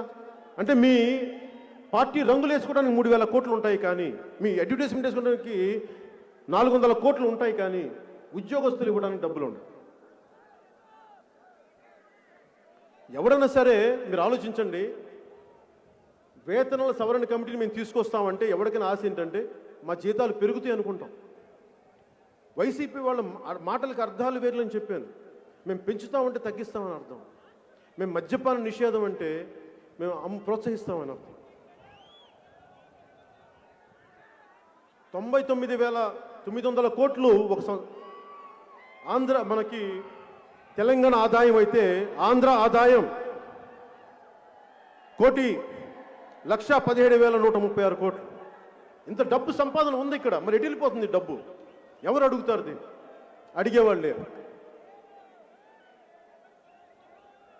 అలాగే రహదారులు మీకు తెలుసు, రోడ్స్ పరిస్థితి ఎలా ఉందో, గుంతలమయం. యాక్సిడెంట్లు ఎన్ని అయినాయి అంటే 10% పెరిగింది. ఇది ఇచ్చింది కూడా AP road safety council compile data. ఇది 10.16% మంది యాక్సిడెంట్స్ పెరిగినాయి ఈ రోడ్లు సరిగ్గా వేయకపోవటం వల్ల. 14% చావులు పెరిగినాయి. తీవ్రంగా గాయపడ్డ వాళ్ళు 7.94%. 2021కి 13 జిల్లాలు కలిపి 19,729 యాక్సిడెంట్లు. 21,000 మంది 169 మందికి చాలా తీవ్ర గాయాలు. 8,553 మంది చనిపోయారు రోడ్లు వేయకపోవటం. అంటే 10% పెరిగిపోయింది రోడ్ల యాక్సిడెంట్. రోడ్లు వేయమని అడిగితే అసలు ఎండే మాట ఎవడు? అలాగే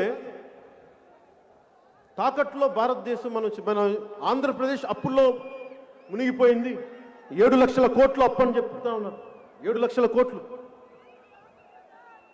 ఈ రోజున మనకి చాలా మందికి అర్థం కాదు. 7 లక్షల కోట్లు నా జీవితంలో రాష్ట్రానికి అప్పుంటే నా పరిస్థితి ఏంటని అనుకుంటాం కదా. నేను చిన్నప్పుడు స్కూల్కి వెళ్ళేటప్పుడు తరిమెల నాగిరెడ్డి గారిది మేము వెళ్ళే Nellore Saint Joseph high school ముందు మాకు టీబీ హాస్పిటల్ ఉండే. ఆ గోడల మీద తాకట్లో భారతదేశం రాసాం.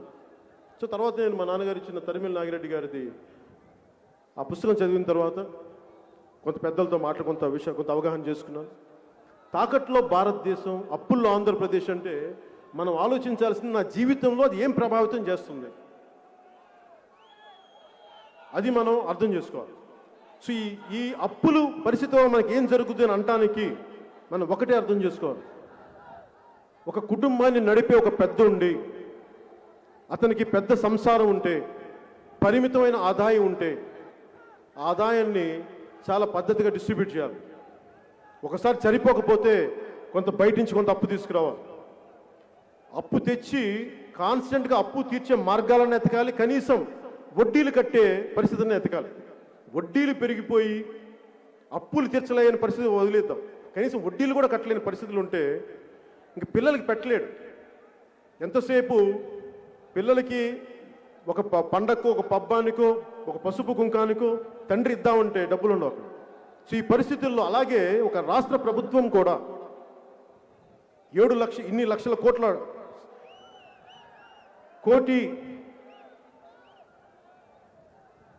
కోటి పైన ఆదాయం ఉండి, ఇప్పుడే 1,00,000 కోట్ల పైన ఆదాయం ఉండి దీనిని సద్వినియోగం చేయట్లేదంటే ఎక్కడో తప్పు జరుగుతున్న అర్థం. మీరు అర్థం చేసుకోవాల్సింది, ఇంతమంది యువత ఉన్నారు, మీకు ఉద్యోగాలు లేవు. ఎందుకు ఉద్యోగాలు ఇవ్వలేకపోయారు? ఎందుకు ఈరోజు కూడా టీచర్స్ ఉద్యోగాలు ఎందుకు ఇవ్వలేకపోయారు? కొత్త రిక్రూట్మెంట్ ఎందుకు చేయలేకపోయారు? ఉద్యోగులకు ఎందుకు వేతనాలు పెరగట్లేదు? అమ్మ ఒడి పథకానికి డబ్బులు ఎందుకు ఆగిపోయినాయి? ఎయిడెడ్ స్కూల్ కాలేజీలని, స్కూల్స్ని ఎందుకు మూయించేస్తున్నారు? ఎందుకు డబ్బులు కట్టలేకపోతున్నారు? ఆరోగ్యశ్రీ పథకాన్ని ఎందుకు మంచం ఎక్కించేశారు? పాత పెన్షన్లని ఎందుకు తగ్గించేశారు? కరెంటు బిల్లు ఎందుకు పెరిగింది?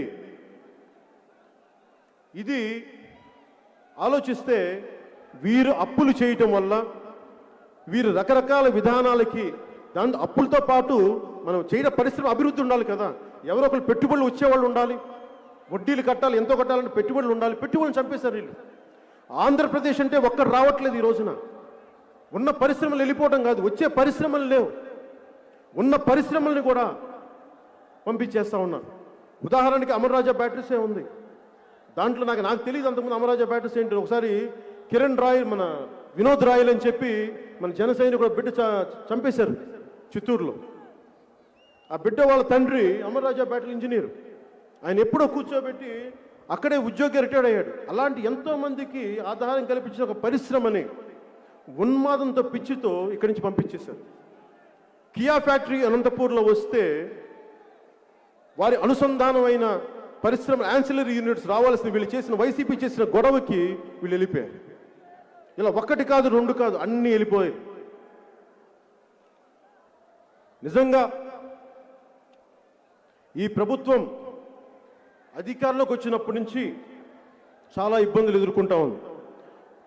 వీరిని ఎవరు ప్రశ్నించకూడదు. చివరికి జపనీస్ రాయబారి కింజో హిరామత్సు అనే వ్యక్తి కూడా, మీరు ప్రభుత్వాలతో ఒప్పందం చేసుకుంటే మీరు ఆ ఒప్పందాలని ఉల్లంఘిస్తే మేము ఎవరికి చెప్పగలం, భవిష్యత్తులో పెట్టుబడులు రావు, పెట్టుబడులు రాకపోతే ఉపాధి అవకాశాలు పోతాయి, ప్రజలు దెబ్బతింటారని చెప్పారు. ఈ విధానం నష్టపోతే అంతిమంగా పేద ప్రజలు, సామాన్య ప్రజలు. మీరు అర్థం చేసుకోండి, వీరు అభివృద్ధి లేకపోతే 300 యూనిట్స్ కరెంటు దాటిన పేదలకి పథకాలు కట్ చేస్తా ఉన్నారు. రైతులు ధాన్యాన్ని కొనడానికి డబ్బులు లేవు.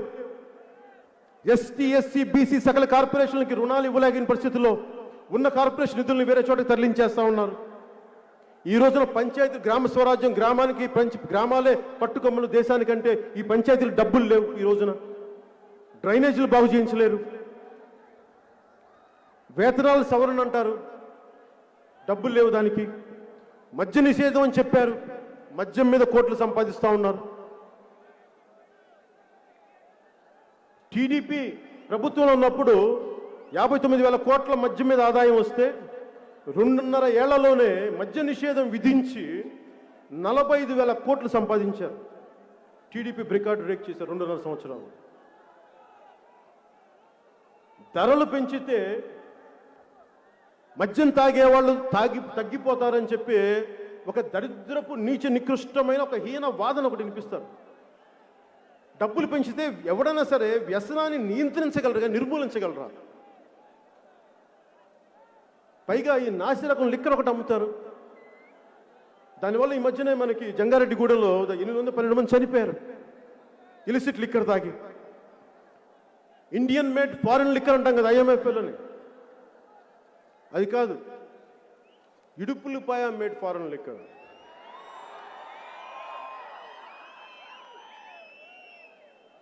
అన్నిటికీ పారదర్శకత కావాలంటారు కదా ఇల్లు. ఈ పారదర్శకత 25,000 కోట్లు మద్యం ఆదాయం వాళ్ళ జేబుల్లోకి చేరుకుంది. ప్రభుత్వం వైన్ షాపులు నడుపుతుంది, ప్రభుత్వం పాఠశాలలు నడపాలి, ప్రభుత్వం ఉపాధి అవకాశాలు పెంచాలి, ఉద్యోగాలు చేయాలి. ఈ రోజున మన ప్లేట్లో మనం బిర్యానీ తిందామని అంటగా వాళ్ళు బాగా సంపాదిస్తున్నారు, దోచేయడంలో అడ్డగోలుకి వెళ్ళిపోయారు. ఈ అప్పు చేసిన డబ్బులు కూడా ఎటో వెళ్ళిపోయినాయి. అమ్మఒడి ఆగిపోయింది, ఇవన్నీ ఆగిపోయినాయి. ఈ రోజున చివరిగా ఆలయాల పరిస్థితి ఎలా ఉంది అంటే, తిరుపతిలో కూడా చేపల మార్కెట్ లాగా 2,000 పెంచేస్తాం, 3,000 పెంచేస్తాం, తిరుపతిని కూడా ఇట్లా చేసేస్తా ఉన్నారు. విగ్రహాలు, రామో విగ్రహవాన్ ధర్మ, నిలువెత్తు ధర్మానికి ప్రతిరూపం రాముడు, అలాంటి విగ్రహాన్ని కొట్టేసి ఈ రోజుకి ఒక్కళ్ళు అరెస్ట్ చేయలేదు వాళ్ళని. అలాగే టీటీడీ సమస్య చూస్తానే ఉన్నాం, ధరలు పెంచేశారు. అసలు ధార్మిక మండలి ఇలాంటి చాలామంది పదే నన్ను అడుగుతా ఉన్నారు, అసలు ఎండోమెంట్స్ యాక్ట్ మీద మీ ఉద్దేశం ఏంటి? ఈ దేశం సెక్యులర్ దేశమే అయితే ఒక మతానికి ఒక న్యాయం, ఇంకో మతానికి ఇంకో న్యాయం ఏంటి? సెక్యులరిజం అంటే అందరినీ సమానంగా చూడటం కదా. మస్జిదుల మీద కంట్రోల్ లేదు, కంట్రోల్లో పెట్టుకోదు ప్రభుత్వం. చర్చిల మీద కంట్రోల్ పెట్టుకోదు ప్రభుత్వం. హిందూ దేవాలయాల మీద ప్రభుత్వ నియంత్రణ ఏంటి? దీని మీద మాట్లాడాలి అని అంటే ఖచ్చితంగా చెప్తున్నాను, ఈ రోజున దీనిని మేము పరిశీలిస్తాం, దీన్ని అధ్యయనం చేస్తాం, దీంట్లో లోతుపాతులు తెలుసుకుంటాం. టీటీడీ యాక్ట్ని సవరించాల్సి వస్తే, ఈ ఎండోమెంట్స్ యాక్ట్ని సవరించాల్సి వస్తే ఖచ్చితంగా పెద్దలందరితో కూర్చొని మేమందరం కూర్చొని ఒక సమిష్టి నిర్ణయం తీసుకుంటాం.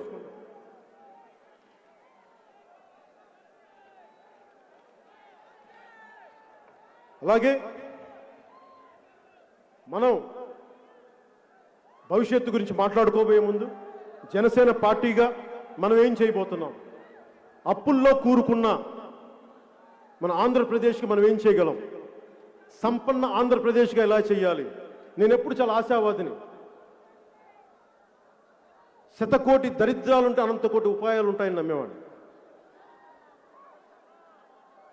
ఇది జనసేన తీసుకోబోతున్న ఒక షణ్ముఖ వ్యూహం, ఆంధ్రప్రదేశ్ అభివృద్ధికి, సంపన్నం చేయడానికి, సుసంపన్నం చేయడానికి. అప్పుల్లో ఉన్న ఆంధ్రప్రదేశ్ రాష్ట్రాన్ని అప్పులు లేని ఆంధ్రప్రదేశ్ రాష్ట్రంగా చేయాలన్నదే నా లక్ష్యం. తద్వారా ఆర్థిక అభివృద్ధి సాధించడమే లక్ష్యం. ఇందుకోసం ఒక బలమైన నూతన పారిశ్రామిక విధానాన్ని తీసుకొస్తాం, ఇన్వెస్టర్ ఫ్రెండ్లీ గవర్నెన్స్ని తీసుకొస్తాం. విశాఖని విశ్వనగరంగా, విజయవాడ తిరుపతిని బలమైన హైటెక్ నగరాలుగా తీర్చిదిద్దుతాం.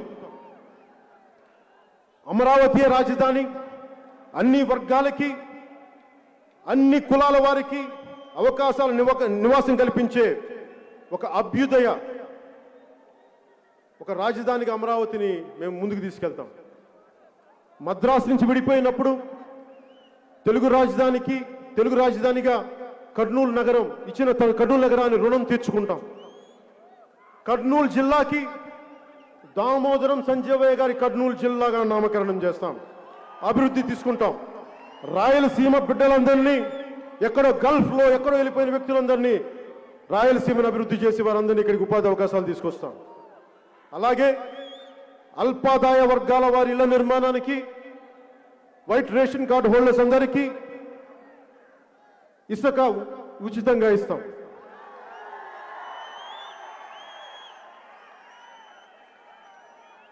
అదనపు గదులు నిర్మించుకున్నా కానీ వైసీపీలా కాకుండా మేము ఉచితంగానే ఇసుకేస్తాం, అందరికీ అండగా ఉంటాం. అలాగే జనసేన సౌభాగ్య పథకం కింద దీనికి మటుకు ఒక చిన్న ఇన్సిడెంట్ చెప్పాల్సి వస్తుంది. హుద్ తుఫాన్కి నేను శ్రీకాకుళం పోయినప్పుడు మీలాంటి యువకుడు ఒకడు వచ్చి, అన్న మాకు 2000 కాదు 5000 కాదన్నా, మమ్మల్ని ఏదైనా చెయ్యన్నా, మమ్మల్ని మా కాళ్ళ మీద మేము నిలబడగలిగి మాకు 10 మందికి ఏదైనా ఉపాధి అవకాశాలు ఇచ్చేదైనా పని చేయనని అడిగితే, 25 కేజీలు బియ్యం కాదు నా 10 సంవత్సరాల భవిష్యత్తు ఇచ్చే పని చేయన్నా అంటే, ఆ రోజున నేను చెప్తున్నాను, మీకు యువతకి మాటిస్తున్నాను, మీకోసం పెట్టాము ఈ 10. మీరు అద్భుతంగా ఉండాలి. ఈ విలేజ్ సచివాలయాల్లో ఉండే సులభ్ కాంప్లెక్స్ల్లో కలెక్షన్ చేసే ఉద్యోగాలు కాకుండా అలాంటి ఉద్యోగాలు కాకుండా మీరు స్వయం ప్రతిపత్తి మీ కాళ్ళ మీద నిలబడగలిగేలాగా, మీలాంటి మీ దగ్గర ప్రతిభ ఉంటుంది, డబ్బులు ఉండవు, అలాంటి సామాన్య మీకు ఒక డబ్బు ఇస్తే మీకు ప్రభుత్వం తరపు నుంచి 10 లక్షల రూపాయలు మీకు ఒక బలమైన ప్రతిభ ఉండి, ఐడియా ఉండి 5 మందికి 6 మందికి ఉపాధి అవకాశం కల్పించే పరిస్థితి, మీరు వ్యాపారం పెట్టుకుంటానని ముందుకొస్తే ఈ 5 సంవత్సరాల్లో 5 లక్షల మందికి సంవత్సరానికి 1 లక్ష చొప్పున 10 లక్షలు మీ బ్యాంకులో వేస్తాం. దీంట్లో బడుగు బలహీన అణగారిన వర్గాలందరికీ ప్రాధాన్యత ఇస్తాం. వ్యవసాయ రంగాన్ని లాభసాటిగా చేయడం నాకు లక్ష్యం. వ్యవసాయ రంగాన్ని చూస్తే పాపం గిట్టుబాటు ధర రాకుండా కష్టపడతా ఉన్నారు, ఏడుపులు కన్నీళ్లు. ఎట్టి పరిస్థితుల్లో రైతు అనేవాడు కన్నీరు పెట్టకూడదు. నేను తిరుగుతాం, పొలాల మీద గట్టుల మీద తిరుగుతాం, రైతులతో మాట్లాడతాం, మీ కష్టాలను అర్థం చేసుకొని వ్యవసాయ రంగాన్ని లాభసాటిగా చేసే రంగంగా చేస్తాం. మద్దతు ధరల్లో ఎట్టి పరిస్థితుల్లో తగ్గకుండా చర్యలు, ఫుడ్ ప్రాసెసింగ్ యూనిట్లు కానీ, వ్యవసాయానికి మూలాధారమైన పంట కాలువలు కానీ, మినీ రిజర్వాయర్లు కానీ, వాటన్నిటినీ ఆధునీకరిస్తాం. అలాగే ఆరోది మన ఆంధ్రప్రదేశ్ మన ఉద్యోగాలు. ప్రభుత్వం ఖాళీగా ఉన్న ప్రతి ఉద్యోగాన్ని జనసేన అధికారంలోకి రాగానే భర్తీ చేస్తాం. నిరుద్యోగుల ప్రయోజనాలని కాపాడటం జనసేన లక్ష్యంగా తీసుకుంది. ప్రైవేట్ రంగంలో కూడా ఏటా 5 లక్షల ఉద్యోగాలు కల్పించే ప్రణాళికలు చేస్తాం. ఉద్యోగులకి వేతన సవరణ, పిఆర్సీ సవరణ చేస్తాం. సిపిఎస్ని ఈరోజు నేను ఉద్యోగాలు, ఒక ప్రభుత్వ ఉద్యోగి కొడుకుగా మీకు చెప్తున్నాను, సిపిఎస్ని మేము రద్దు చేస్తాం. నేను ఆలోచించాను, మాట్లాడాను, నేను చెప్తున్నా, సిపిఎస్ని రద్దు చేస్తాం. పాత పెన్షన్ విధానాన్ని తీసుకొస్తాం, మీకు అండగా ఉంటాం. అలాగే ముందుకు తీసుకెళ్తున్న సమయంలో, ఈ 2 నెలల సమయంలో స్థానిక సంస్థల ఎన్నికల్లో కానీ మా జన సైనికుల మీద వైసీపీ గూండాలు దాడులు చేసింది.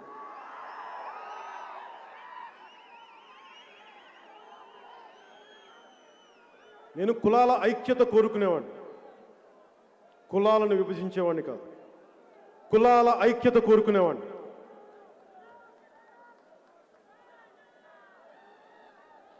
ఈ మాట వైసీపీ నాయకులు ఒకరు, టీటీడీ బోర్డు సభ్యులు, టీటీడీ బోర్డు చైర్మన్ వైవి సుబ్బారెడ్డి గారు రాశారు ముందు మాటగా. మా నెల్లూరు జిల్లా అధ్యక్షులు మనుక్రాంత్ రెడ్డి గారు, స్నేహితులు గిద్దలూరు నుంచి డాక్టర్ గౌతమ్ రెడ్డి అని, గౌతమ్ రెడ్డి గారు కదా ఆయన పేరు, మిమ్మల్ని గౌతమే కదా, గౌతమ్ రెడ్డి గారు నాకు నా మీద ప్రేమతో పుస్తకం ఇచ్చారు. మీరు రెడ్డి అనే పుస్తకాలు చదువుతారని చెప్పి, ఈ సామాజికంగా మీరు సమతులితుల మీద కులాల మీద చదువుతారు కూడా ఈ పుస్తకం చదవని మీకు అర్థం అవుతారంటే, ఆ రెడ్డి వైభవం పుస్తకంలో ముందు మాటగా వైవి సుబ్బారెడ్డి గారు రాశారు, ఇప్పుడున్న టీటీడీ చైర్మన్. ఆయన అన్న మాటలు ప్రస్తుతం మన సమాజాన్ని చాలా బలంగా చూపిస్తాయి. కుల ప్రాధాన్యతలు ఆయన చదివిందే ఆయన రాసిందని చెప్తున్నాను విత్ ఇన్ కోట్స్. కుల ప్రాధాన్యతలు పెరిగిపోతున్న తరుణంలో ఏ ఇతర కులాన్ని అగౌరవపరచకుండా ఎవరి కులాన్ని వారు అభిమానించుకోవటం ఒక సామాజిక అవసరంగా భావిస్తున్నాను. నేను వారిని గౌరవిస్తాను ఈ వాక్యాలకి.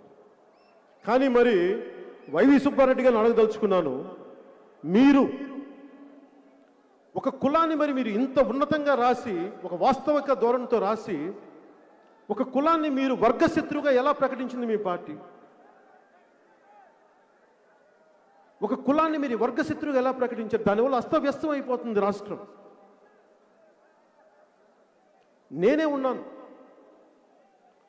చాలాసార్లు తూర్పుగోదావరి జిల్లా నుంచి ఎవరు వచ్చినా రకరకాల మాటలు మాట్లాడుతూ ఉంటే అక్కడున్న పెద్ద సామాజిక వర్గమైన కాపులకి, శెట్టి బలిజలకి పడదని చెప్తా ఉంటారు. ఆ రోజున శెట్టి బలిజ సామాజిక వర్గానికి చెందిన పితాని బాలకృష్ణ గారు వస్తే ఒకటే చెప్పాను, మనం ఏ కులంలో పుట్టాలో ఎలా పుట్టాలో మనకు తెలీదు, ఎందుకు గొడవలని చెప్పి నేను కోనసీమకు పోయి శెట్టి బలిజ సామాజిక వర్గాన్ని కాపుల్ని కలిపి నేను సోషల్ ఇంజనీరింగ్ చేశాను, మీరు గొడవలు పెట్టుకోకండి, కలిసి ఉండండి, వాళ్ళు నాకు ఓట్లు వేస్తారని కాదు, సమాజం విచ్ఛిన్నం అయిపోయింటే బాధతోటి.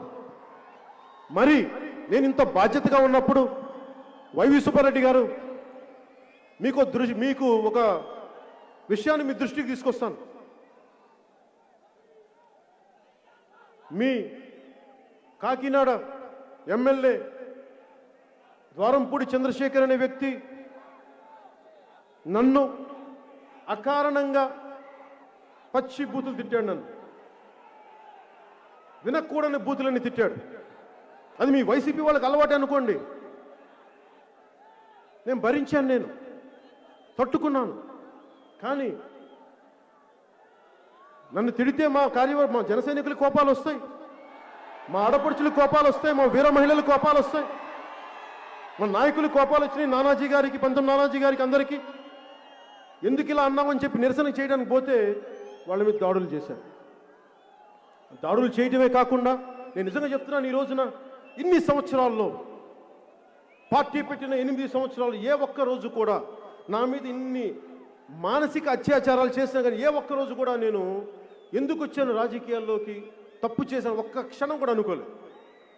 కానీ కొద్ది క్షణాల మటుకు మా ఆడబిడ్డల మీద, మా వీర మహిళల మీద దాడి చేస్తే వాళ్ళు ఏమి తిట్టారో నాకు చెప్తే ఆ రోజు అనిపించింది, అయ్యో నా బిడ్డల్ని ఎందుకు నేను ఈ పరిస్థితిలో పెట్టాను, నేను పాలిటిక్స్ రాకుండా ఈ పరిస్థితి వచ్చినది కాదా, ఆ కొద్ది క్షణాలు అనిపించింది నాకు. నేను ఈ రోజున చెప్తున్నానమ్మా, మీరు నా కోసం పడ్డ తిట్లకి మనస్ఫూర్తిగా ఇంత నిండు సభ ముందు మీ క్షమాపణలో నేను కోరుకుంటున్నాను.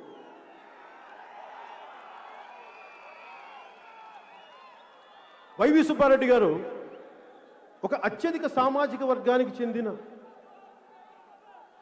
ఆయన ఓటర్లు కూడా ఉన్నారు, వారిని కుల దోషం చేయొచ్చా, అట్లాగా బూతులు తిట్టొచ్చా? మీరెవరు చెప్పరా? వైవి సుబ్బారెడ్డి గారు మీరు చెప్పరా? మీరు విఘ్నులు, పెద్దవారు, కొంచెం గడ్డి పెట్టండి ద్వారంపూడి చంద్రశేఖర్ గారికి. అలాగే ద్వారంపూడి చంద్రశేఖర్ గారికి కూడా చెప్తా ఉన్నాను, గతంలో మీ కుటుంబానికి ఎస్పీ డిటి నాయక్ గారి ట్రీట్మెంట్ జరిగింది, భవిష్యత్తులో కనుక ఇలాగే చేస్తే భీమ్లా నాయక్ ట్రీట్మెంట్ అంటే ఏంటో చూపిస్తాను మీకు, మర్చిపోకండి. అలాగే ఎవరైనా సరే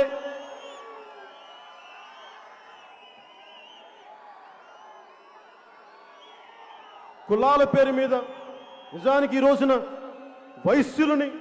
వైశ్య సామాజిక వర్గాన్ని ఇబ్బంది పెట్టేస్తా ఉన్నారు. ఎప్పుడు వైశ్యులు చేతికి సహాయం చేసేవాళ్ళు తప్ప వారి జీవితాన్ని వాళ్ళు చూసుకునే వాళ్ళు ఈరోజు ఒక్కరు ఎప్పుడు ఇబ్బంది లేరు, ఆశించరు. అలాంటి వైశ్య సామాజిక వర్గాన్ని మీరు ఇబ్బందులు పెడతా ఉన్నారు. నేను చెప్తున్నాను, ఈ రోజున వైశ్య సామాజిక వర్గానికి జనసేన మీకు అండగా ఉంటుంది. అలాగే యానాదు జాతులకు కానీ, రెల్లి కులస్తులకు కానీ, ముత్తరాసి కులస్తులకు కానీ, బీసీ సంచార జాతులకు కానీ ప్రతి ఒక్కరికి మీకు అండగా ఉంటాం. సంచార బీసీ జాతులకి, షెడ్యూల్ ట్రైబ్స్కి, ప్రతి ఒక్కరికి, మా ఎస్సీ సోదరులకి, ప్రతి ఒక్కరికి, అన్ని వర్గాల వారికి మేము అండగా ఉంటాం.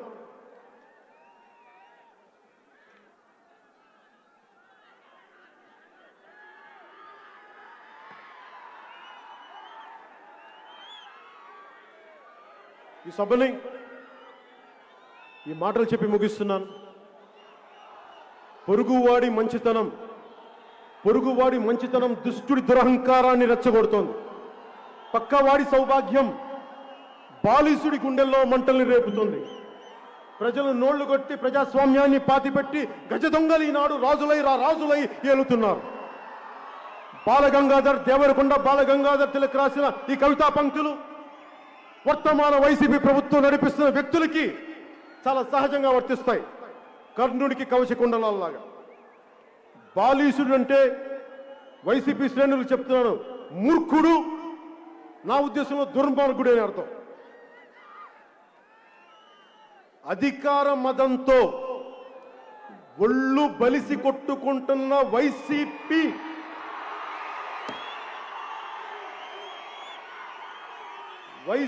ఒళ్ళు బలిసి అధికార మదంతో ఒళ్ళు బలిసి కొట్టుకుంటున్న వైసీపీ అనబడే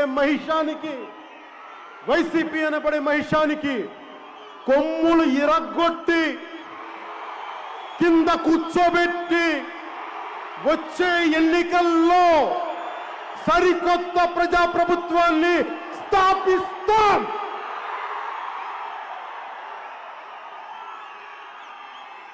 ఇదే ఈ జనసేన 9వ ఆవిర్భావ సభ యొక్క లక్ష్యం, ఉద్దేశం. అలాగే భారతీయ జనతా పార్టీ నాయకులు, పెద్దలు నాకు రోడ్ మ్యాప్ ఇస్తామని చెప్పారు. నేను ఎదురు చూస్తున్నాను. మీరు ఎప్పుడు రోడ్ మ్యాప్ ఇస్తారో చెప్పండి. ఈ వైసీపీ ప్రభుత్వం ఎలా గద్దెదించాలో చెప్పండి, మేము చేస్తాం. అలాగే 1900 ఎమర్జెన్సీ టైంలో అప్పుడు కాంగ్రెస్ ప్రభుత్వానికి ఆ వ్యతిరేక శక్తులన్నీ ఎలా కలిసినాయో, వైసీపీ వ్యతిరేక ఓటుని నేను ఈరోజు మీకు సభాముఖంగా ఆంధ్రప్రదేశ్ బాగు కోసం చెప్తున్నాను. ఈ రోజున బీజేపీ పెద్దలు నాకు సరైన రోడ్ మ్యాప్ ఇస్తారని నేను ఆశిస్తున్నాను. మీలాగే అది వచ్చిన రోజున వైసీపీ వ్యతిరేక ఓటుని చీల్చే ప్రసక్తే లేదు. పార్టీలు వ్యక్తిగత లాభాలు వదిలి రాష్ట్ర ప్రయోజనాలకి వచ్చినప్పుడు అప్పుడు పొత్తుల గురించి ఆలోచిస్తాం. నేను నలుగురికి ఇచ్చేవాడిని, అడిగేవాడిని కాదు. నేను 10 మందికి పెట్టేవాడిని, దోచుకునేవాడిని కాదు. ఎవరి దగ్గర నుంచి ఏం ఆశించేవాడిని కాదు. అందరూ బాగుంటే చాలు అనుకునేవాడిని. 5 ఏళ్లకు ఒకసారి వచ్చే ఎన్నికల అధికారం కోసం కాదు, పుట్టబోయే బిడ్డల తరం కోసం ఆలోచించేవాడిని. ఎదుగుతున్న తరం భవిష్యత్తు ఏం చేయాలని ఆలోచించేవాడిని. ఇన్ని సంవత్సరాలు ప్రజలకు అండగా ఉన్నాను, భుజం కాశాను. ఇప్పుడు నేను సంపూర్ణ ఆత్మవిశ్వాసంతో చెప్తున్నాను, ఈ ఆంధ్రప్రదేశ్ రాష్ట్ర బాధ్యతని పవన్ కళ్యాణ్ తీసుకుంటాడు, జనసేన తీసుకుంటాడు.